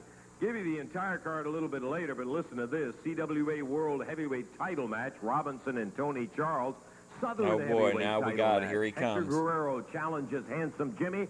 Southern Tag Team Title Match. Dundee and Rich against the Bounty Hunters with Jimmy Kent's hair at Wait a stake minute, who against talking about old Trials. Wildfire? And then Jerry the King Lawler takes on the Universal Heartthrob Austin Idol. And I think everybody has heard what Idol has charged, and it's unbelievable. It's unbelievable is exactly right, and it's ridiculous. It's the most stupid thing that I've heard since I've been in wrestling. For anybody, Austin Idol, you or the people out there, for anybody to believe that there's any kind of conspiracy or anything at all other than hatred between Jimmy Hart and myself is completely ridiculous. Now, if Austin Idol is coming out here trying to say that Hart and I got something going, that Jerry Calhoun, the referee, and I got something going, well, he's nuts. What it is, Lance, is sour He's grapes. nuts. He got his butt beat up there in Louisville a couple of weeks ago, and now he's trying to get a rematch. That's what it boils down to. He don't want Hart around the ringside. He got his cheeks clapped up in Louisville. Well, that's fine. That's great. I don't like Hart being in Louisville either. So we'll leave him out there. So you come on up there, Austin Idol. You know this is already one of the biggest cards ever, and I had him add this match.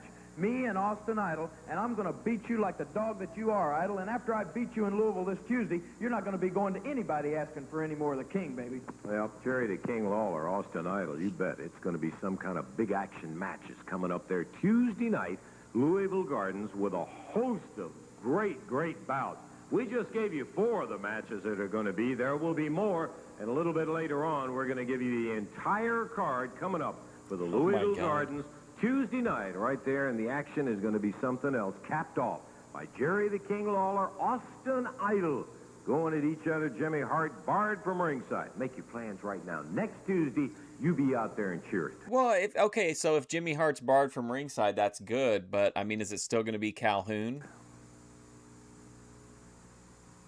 Okay, we're He's back deep here with state. Championship Wrestling, and we're delighted to have with us Hector Guerrero. Hector, thanks for coming in here. I know you requested some time today to have a word or two, which we're more than delighted to say about the Southern Heavyweight Finals that took place. Eddie Marlin arranged for it to be on Championship Wrestling, where everybody could see the thing, and it's something that I know is not really a very happy memory for you. Well, I want to thank, first of all, everybody for giving me the opportunity to express myself. And there's nothing more than see something live. So I'd like to go ahead and... Yeah, let's take a look, if we can, exactly what happened. For those people that missed it, and a review for those who did see it, let's take a look at the finals of the AWA Southern Heavyweight Tournament. Fill that vacated On the line, referee Jerry Calhoun in the ring right now, holding the belt. He's going to be Charles. This one's going to be here, baby. What happened to Dundee's hair? Looks like he's had ringworm. And to Jimmy Valiant, Jimmy Hart, his manager, climbing into the ring. This match will be a one-fall, 60-minute time limit match. One-fall, 60-minute time limit. Introducing from Mexico City, at 205 pounds, Hector Guerrero. And going against him from New York City, 239 pounds, handsome Jimmy Valiant. This is a title match. One fall, 60-minute time limit. Referee is Jerry Calhoun. Jimmy getting his shades off, and Jimmy Hart is poking Hector. He finally had all he wanted of it. And Valiant comes from behind and gloms Hector Guerrero right in the back of the head. He put Hector right straight down. Hector had all of it from Jimmy Hart poking him with that stick that he could. We're not going to... Okay, referee Jerry Calhoun said, hold it up. The bell had not even sounded, Dave. There is no start of the match.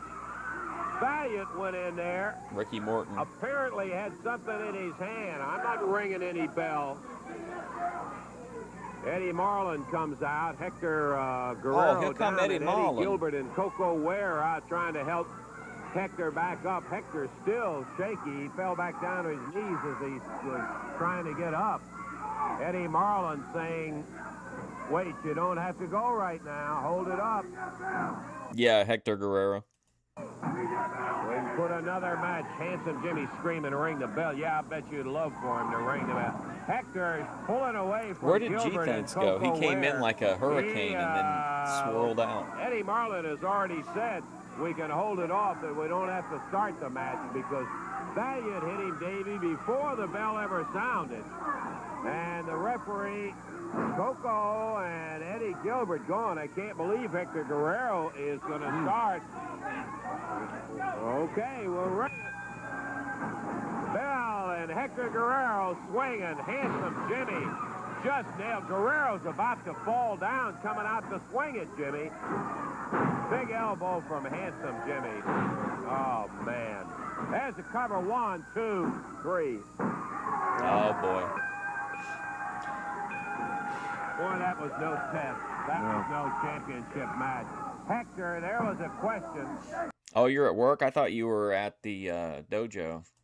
Where Guerrero just let his emotions override. Yeah, all right, Jimmy, get out of here. What a lousy way to become a champion in there. Guerrero, what a lunatic. Let his emotions override. Yeah, Jimmy. You hit him before he ever got started in there. Guerrero, because of his irritation with Handsome Jimmy, wow. Told the referee he was ready to go. Koko Ware and Eddie Gilbert tried to convince him just to hold up, and Eddie Marlin came out and said we could put another match on before that one and give Hector a chance to regroup, but he insisted on going out and starting the match, and that's one that Hector, after going through all of the elimination matches, coming in the territory because of the open title, which Tommy Rich had vacated, and getting down to the finals and then make an unfortunate decision like that, he'll have better thoughts about that when he gets over the headache where Jimmy glommed him right in the back of the head. But nevertheless, I think somebody said it was his older brother. 18 seconds, yeah.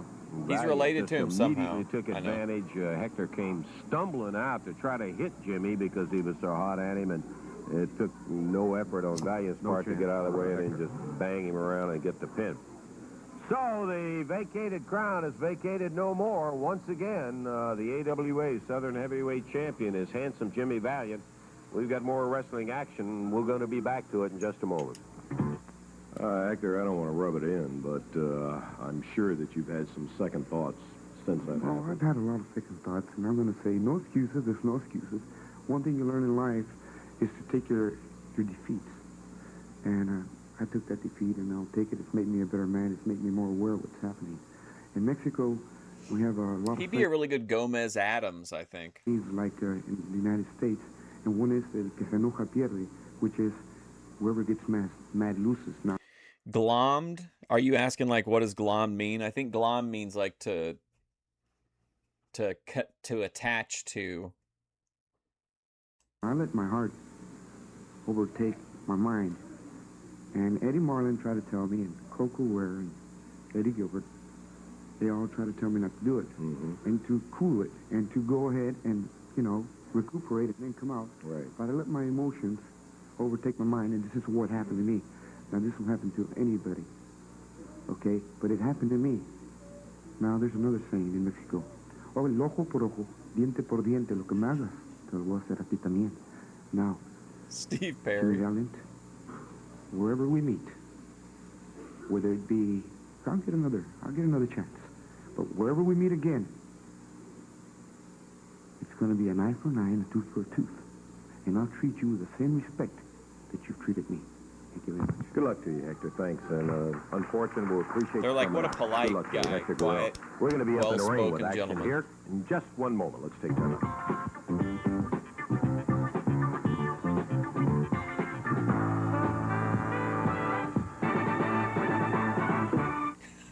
Got Southern Heavyweight Champion That guy, Jimmy what's his Valiant name, coming Danny up here in just a Masterson. moment. Before we do, I want to have an opportunity to talk to Jimmy Kent and the Bounty Hunters. We saw him last week for the first time in quite some time and made mention of the fact that Jimmy went into Canada where the bounty hunters were wrestling. He brought a team that had little fame when they came to the United States to wrestle at that time, and he made them into champions. Hey, Okay, let me Jimmy, tell you something. This is my time. I had to corner you back there just to get a few minutes of your time out here. Okay, go ahead. Let me tell you something. I brought these men back from Canada. You're Bounty right. hunters. You know why I brought them back? Because they go against anybody. They've gone against all comers that's been in this area. And they've beaten everybody, Lance Russell. They have beaten everybody. No disqualifications, no nothing. Luku, he's not in his 30s yet, is he? They've beaten everybody. But I'm going to tell you something. I'm tired of running and chasing and looking for everybody I can. I've gone to Eddie Well, he's he's got that baby face fire, He can't regulate his emotions. Marlin. I've even gone to the promotions just to try to get a title match with my boys. And everybody keeps ducking us, running out their back doors, avoiding us. Well, I'm tired of it, Lance Russell. I'm tired of chasing people. Because I tell you what... Well, then why would you choose bounty hunting as a career? I don't understand. Isn't that what you do as a bounty hunter, is chase people? I'm going to do. I'm going to put these boys in that ring against anybody. I think he's late mid-20s. What do you got? Well, I want to get a point straight. When these guys get here, I want them... This is a great promo. ...to take Dundee and Rich and any of them and beat them. Let me tell you something. These are bounty hunters. You know what a hunter is? I know what. You know what a hunter is? I'm a hunter. I taught them to be a hunter. I'm a deer hunter. I'm going to tell you something. To be a good deer hunter, you got to be able to get a deer. And the way you get a deer, you go out in the woods after one. Oh, boy. Okay, when a man goes out in the woods to get a deer, he don't go stomping out there and oh, really? The Irwins? Breaking through the brush and everything. He don't do that because when you see that sucker, he's going to be gone. And let me tell you something. A deer is fast. Almost as fast as Tommy Rich and Bill Dundee. This guy is maybe going for a world record of let me tell you somethings in a single promo. But I'm going to tell you what I'm going to do. I'm going to get me some of these apples, you see. Bargain hunter. And I'm going to spread them out there under this tree. He's going to spread out some apples?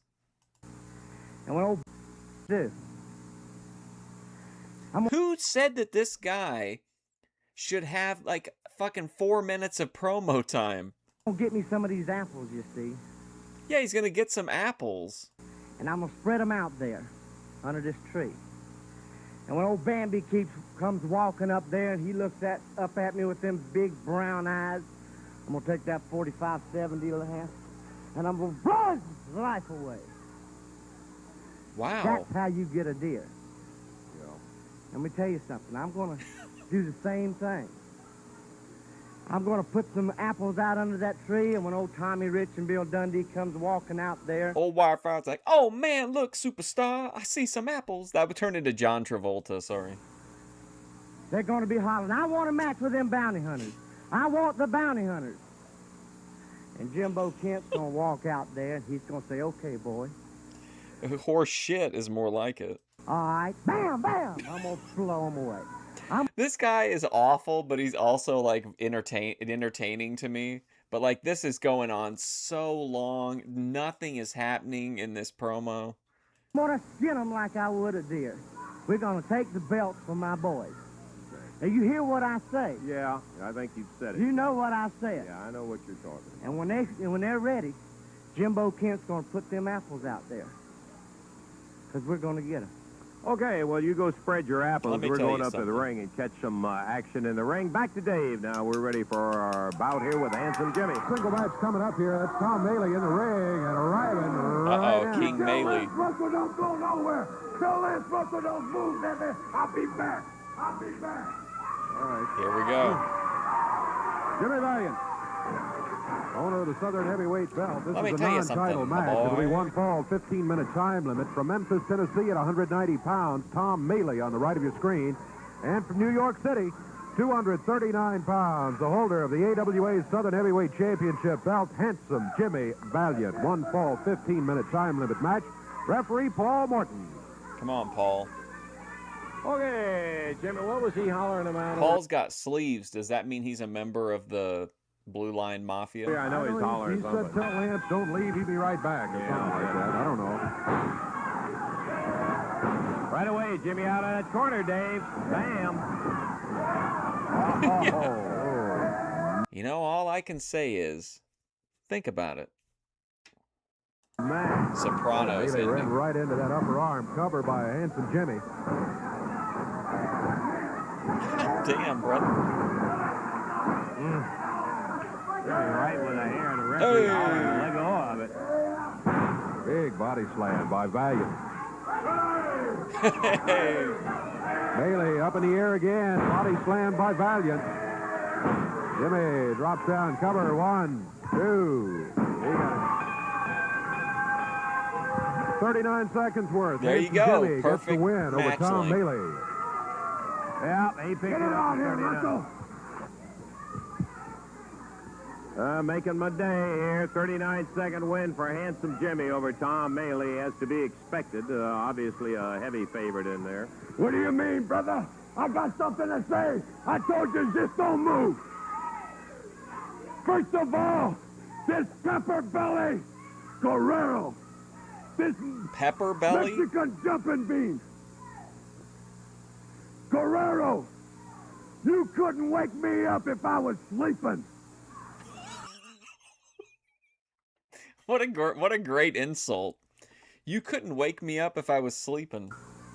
And now, for Super Mouse, Dundee the Flea. He's Australian, all right, but he was raised by the Aborigines because in his people's country, he was so short that he was an outcast.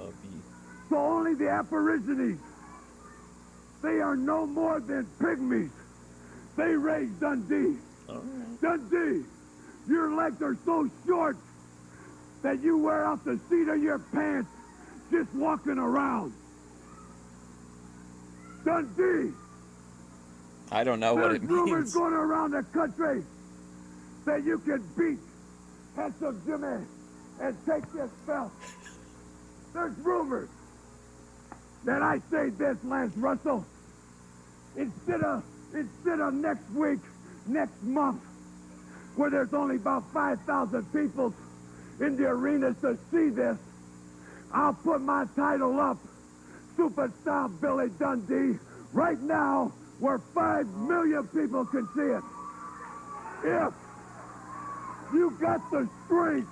He's used to the stream ending about this time, so he's coming in waiting for his, allotment of afternoon treats. In your short, scrawny, skinny legs, just put one foot in front of the other, Dundee. And I'll see you in the ring right now. Hey, come on, Jimmy. Right You already now, had your match. Get out of here. Come on, Jimmy. That's always got to be making with some kind of big play. Some kind of big play. Jimmy. Oh, here comes Dundee out.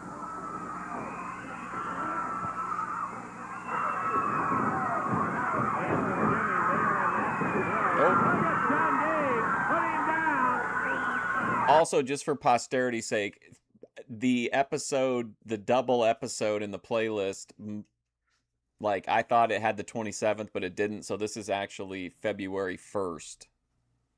Referee Paul Morton comes in, big backdrop, Dundee right on top of it. Pounding away on it. The bounty hunters, Jimmy Kent.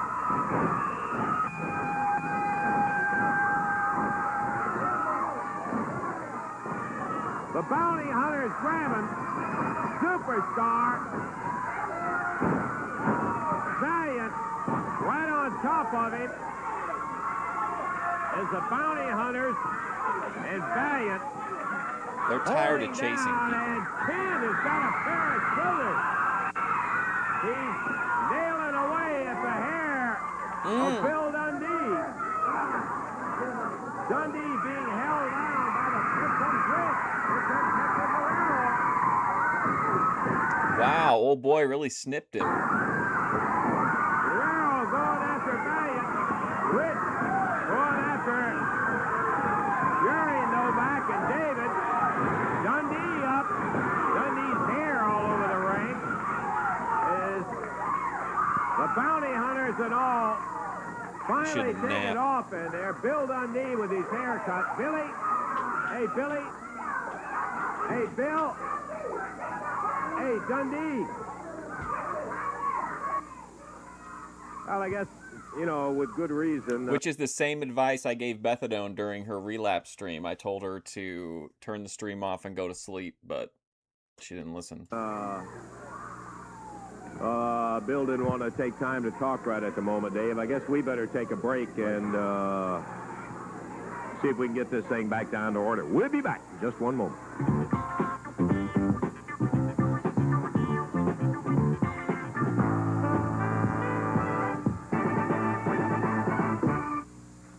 Action, you betcha. We still got some. You saw some already interesting things right here on Channel 3's Championship Wrestling.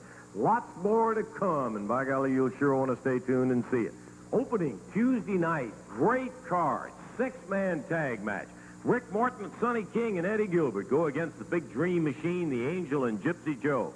Tojo Yamamoto faces Eddie Hogan, CWA World Heavyweight title. Listen to this. Oh, wow. Eddie Hogan, Brutus Beefcake on the card. Tony Charles challenges Billy Robinson. Southern Heavyweight title match. Hector Guerrero gets what he wants. Well, I advised her once I thought she could hang, and she clearly, you know, ran into a wall at one point, and then she remembers she was just staring down, and then she's like, "What should I do? What should I do, Mark?" And that's the title shot at Handsome Jimmy Valiant. Southern Tag Team title match, when the titles of Bill Dundee and Tommy Rich will be on the line against the Bounty Hunters with Jimmy Kent. But Jimmy Kent had to put his hair at stake in order to get the title match, and you'll understand that one, too. Do you think she kept spreading her legs because I showed that picture of Grace on my stream? And then there's going to be a final match, and that will be Jerry Lawler facing the Universal Heartthrob, Austin Idol, Jimmy Hart, barred from ringside Tuesday. Star and Wildfire coming out here in a big tag match. I promised it earlier, and we want to get Jerry the King Lawler in here because we did promise you right at the beginning that we were going to answer the question. Jerry, I have had 8 million questions about what about the gold record? What about the gold record? He promised he was going to throw it in the river. Well, you know, I won the gold record. I brought it down here to the Mississippi River, the old bridge there, and there were a lot of people out there. Matter of fact, there were so many people that it kind of hindered the cameraman. I wanted him to get the camera right over the edge where he could see it hit the water and everything, but there were so many people it was just couldn't get up there put the camera over and everything. We brought just a few seconds of film, and I hope Jimmy Hart's watching this too because he can see that precious gold record of his. A lot of people were saying, you guys are you're crazy throwing that gold record in the into the river. Well, you know what? I checked in and I found out that gold record was a lot like Jimmy Hart. Lawler, with this pose and this demeanor, is like he just looks like he's like some dork. I don't know. You know it. I think it's just the shirt and the way he's got his hands in his pockets during the interview is strange. His whole demeanor here is just kind of off. Kind of looks all right on the outside, but it's really worthless, and that's what it boiled down to. It's just gold-plated I think it's the record. hands in the pockets that got really me. no monetary value to the thing. Yeah, so I thought that you were a whale. Hey, look at here. There goes the king with the gold record, the Jimmy Hart gold record. Throwing Jimmy Hart's record off of a bridge. Another Memphis idea stolen by Big Vince. Under his arm. People just couldn't believe that it really was going to happen. Well, they're fixing to believe it. They're fixing to see it right there. Well, got a little bit of it, yeah. Almost going down. It was really nice. You know, it hit the water just so nice and perfect, shining straight up, and the glass broke, and it kind of did a couple little circles, and sunk out of sight. Just like Jimmy Hart's going to be doing later. Okay. Thanks, Jerry. We had indicated that we were I'm going to give have, Poppy a couple treats. I'll be right back. We want you to get the visual look at exactly what happened to that gold record. I'm ready. If we can get somebody out here in the ring, by golly, we'll get it on. We got a tag team match coming up, I'll tell you. Superstar and the Wildfire. Dr. Bill, David, okay. Well, we're just about ready for the official introduction. What in the world? Oh, I see. Dr. Bill reaching down, grabbing a glom of Dundee's hair where Jimmy Kent cut it off a little bit earlier. Okay, Dave, let's go ahead and go with the officials. One fall, 15-minute time limit match. Introducing at a total weight of 453 pounds on the left of your screen from Jonesboro, Arkansas, David Oswald, and from Duluth, Minnesota, Bill Irwin.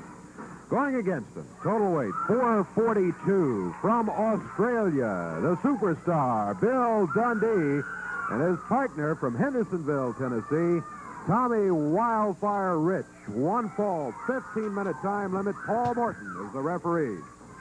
Okay, let's see who'll be starting. The superstar, he's a good one, boy. He actually, I agree. He did look like the kind of guy who would help you move a couch. Exactly.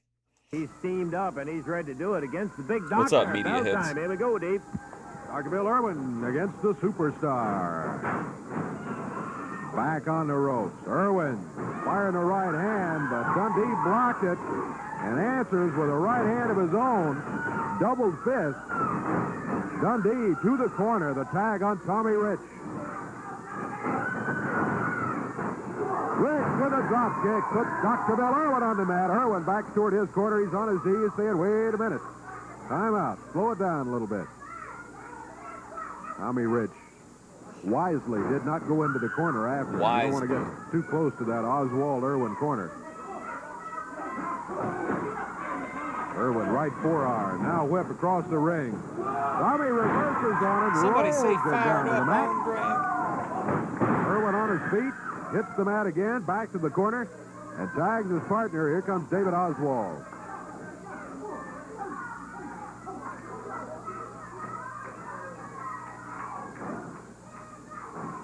Oswald backs Tommy Rich onto the ropes. Referee Paul Morton there wants a break. Oh, he ain't taking that.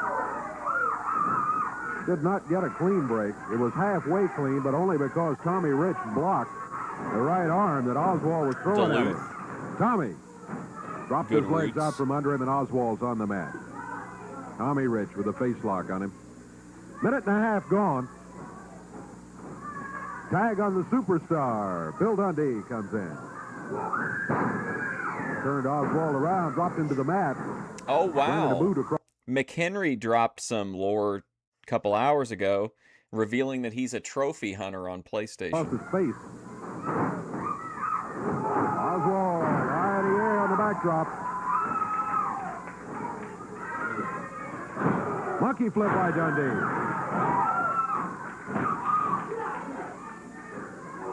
Now Bill Dundee with a headlock, and he takes him down to the mat. One count is all Dundee is able to get. Kind of slaps Oswald, knocked him back to the rope.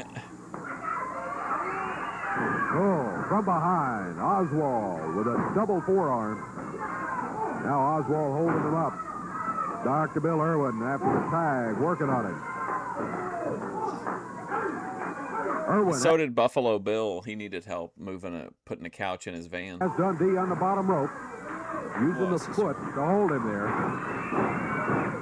High stepper, Dr. Bill Irwin, using the feet.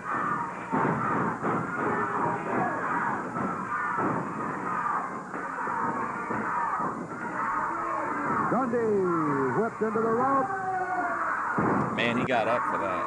Dundee whipped into the rope. Oh. Backdrop, he hits hard right square in the center of the ring. 1, 2, count of 2, Dundee able to break it. Bill Dundee still in there. Right fist by Bill Irwin. 3 minutes gone. A 15-minute time limit match. Another cover by Irwin. Referee didn't really get a good count started because Dundee's left shoulder was slightly off the mat. Oswald whips Dundee into the rope. Upper arm and a vicious one puts Dundee down. Oswald goes for the cover. Count is 1. You can send it to Craig, and he'll forward it to me, heathen. Oh, I don't need the thing for the FOIA. I'm pretty well versed. But they're near the ropes. Dundee hooked a foot over the bottom rope and stopped the count at 1. Billy to the corner. The tag on Wildfire. Tommy Rich. Rich. Upper arm. Oswald hits the deck. Irwin starts in. Rich working on Dr. Bill Irwin.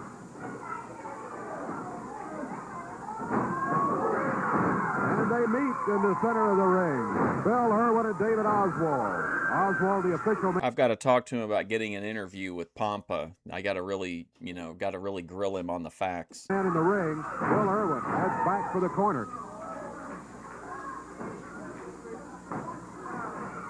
Rich with Oswald in the air. The body slam. Tommy off the middle rope.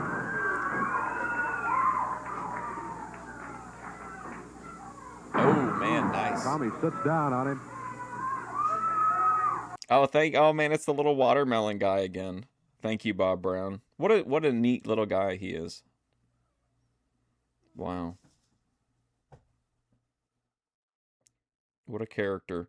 Thank you, Bob. I appreciate that greatly, man. I'll be right back. Over to the corner. The tag on Bill Dundee. Dundee presses it. Irwin steps in. Referee counts 2, 3. Bill Dundee. Put Oswald down to the mat. He pressed him down there. Held him for the 3 count. Give Tommy Rich a big assist in keeping Bill Irwin out of it. So this one goes to Tommy Rich and the Superstar. Better those watermelon rinds are in the dispensary fund and not in the drain. Time on it, 4 minutes, 33 seconds, and Irwin, Tommy Rich squaring off again in there. Bell is sounded. Now Dundee and Rich send Irwin into the rope. Double back drop. I've sent quite a few FOIA for the Thorpe, well, not for the Thorpes, but for information on the Thorpes. And Rich and Dundee leave the ring. Although they usually are exonerated by the police reports. Having won again the time, 4 minutes, 33 seconds. Okay. Fox Bill and David Oswald against the Superstar and Wildfire. And the time again was 4:33. Somebody say Wildfire. Teamwork is what beat it. Okay, we're going to be taking time out. We got an expiration of time match that'll be coming up just a moment.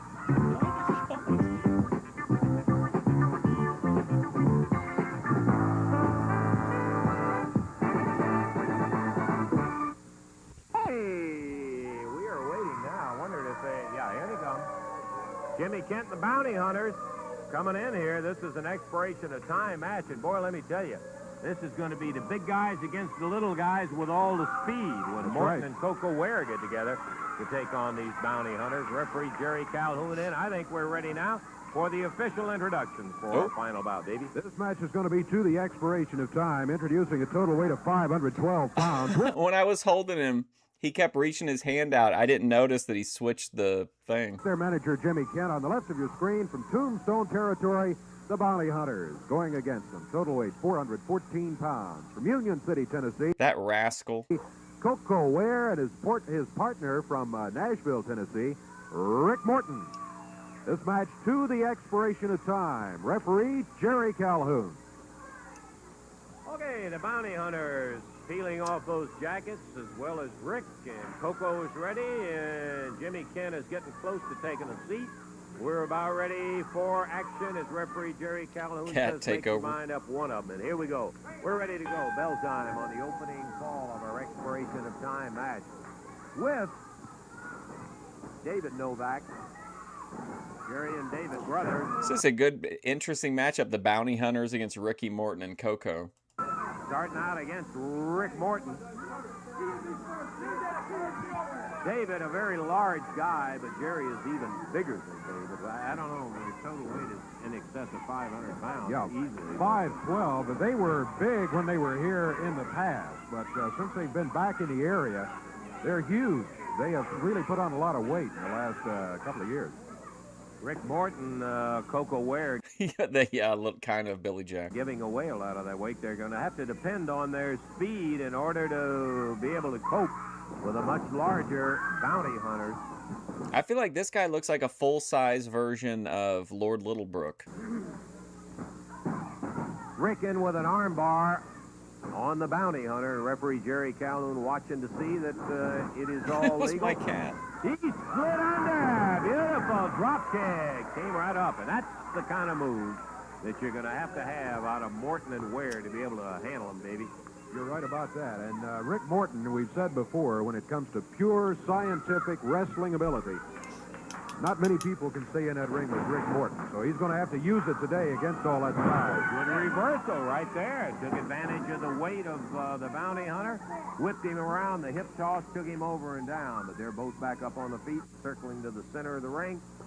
And the original starters are right in there now. Rick Morton on the right.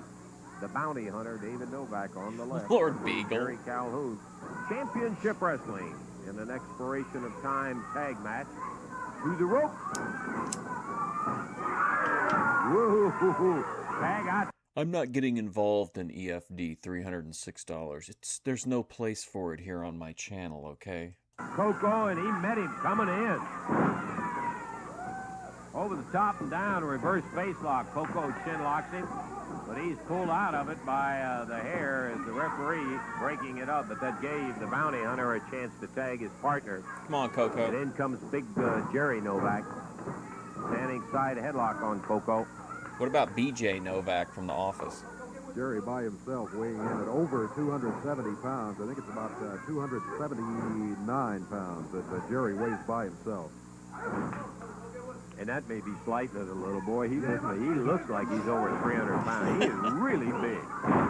And he put it all on Koko, knocked him flat. Koko goes underneath. Nice! He was so mad about it, and the whole thing was like a 2-minute interaction, and he was so shook by it. Wait till he came off that rope. Caught him, hip tossed him. Bounty hunter was disoriented and went up to tag Rick Morton. He thought he was in the corner to tag his brother. Koko used his own, the bounty hunter's own weight to the bounty hunter's disadvantage in that Coming off case. that rope, correct. Tag out, and the other bounty hunter taking over.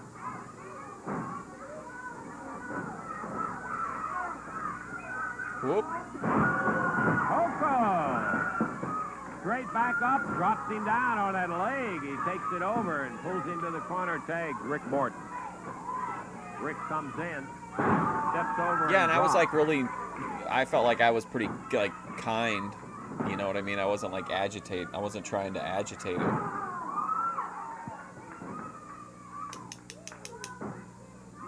Lord Beagle.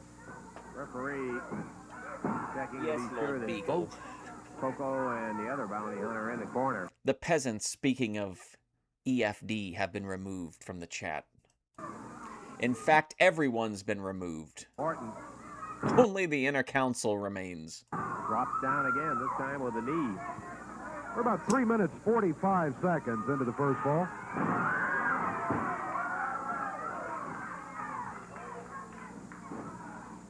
Koko steps over with a toe hold.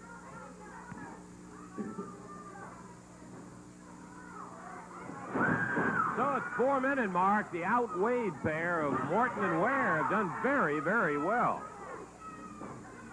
Koko gets the tag on Rick Morton back over in the corner. Oh, Rick sits down on that leg. Koko and Rick working on the left leg of David Novak.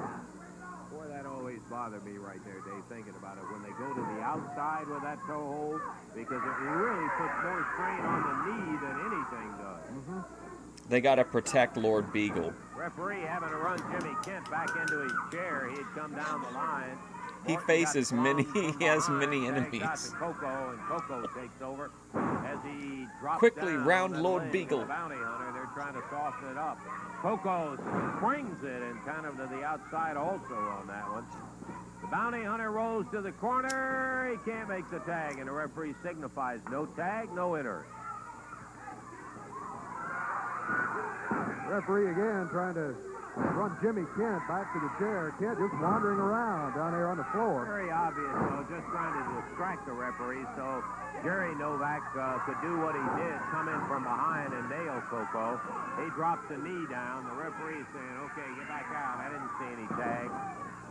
And Kent is over there. He got a whip or something like that in his hand, Dave, and he took a shot at Koko while the referee's back was turned. And again.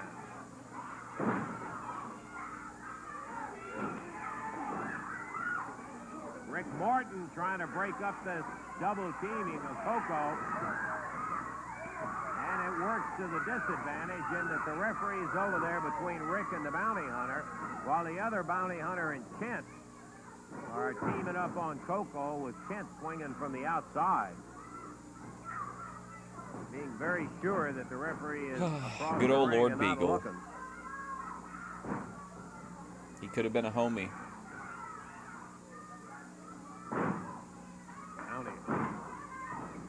Pounding down on Koko Ware. I don't know. What do you think of the bounty hunters if you hadn't seen them before? Match here on Championship Wrestling. Lance Russell and Dave Brown bringing you the commentary on what's been an exciting day of action thus far, and still some to go. I like the promo this time, guy. Jerry Novak, the bounty hunter, goes down the ring apron to bring the referee off, and Kent jumps up, nails Koko, and Morton saw it. He was coming after Kent. 6 minutes, 45 seconds into the first fall here. Action all the way. Referee warning Kent again to get back down in that chair. Kent just keeps pressing his luck. Tag on Rick. Good move. And Morton going away after the big bounty hunters.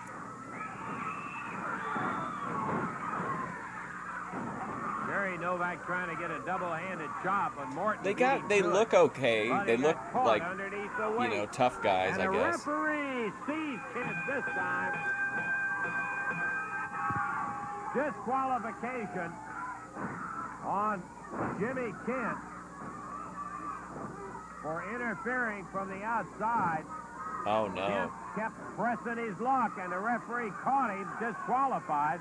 So the win in the first fall of this action is going to go to the team of Koko Ware and Rick Morton. Morton tied up in the ropes while Koko being held by the bounty hunters and pounded by Kent. Rick hanging upside down while the bounty hunter tied him up. Referee trying to help get his leg loose in there. He's got all the weight right across it. Here comes Dundee and Rich. And there goes Kent out of there. Uh-oh, here's old Wildfire. Nailing away. Get a big on the bounty schmoz hunters. finish. And they go out. As the first fall is going to go to Ware and Morton. And Tommy Rich going after Kent. I swear to God, anytime I think Koko is going to win, he loses. And anytime I think he's going to lose, he wins. With that chair. He was really humming at him with that thing. As get an assist from Dundee and Rich, not on the win because it was a disqualification win because of Jimmy Kent's interference from the outside, but at least on saving a little hide, they had Rick tied up in there, and both the bounty hunters holding Koko while Kent was wailing away on him and pounding on him. Then came Dundee and Rich, and that's going to stop that. Yes, sir. Time on it was 7 minutes, 23 seconds. 7:23, and we're going to have to take time out. Be back in just a moment.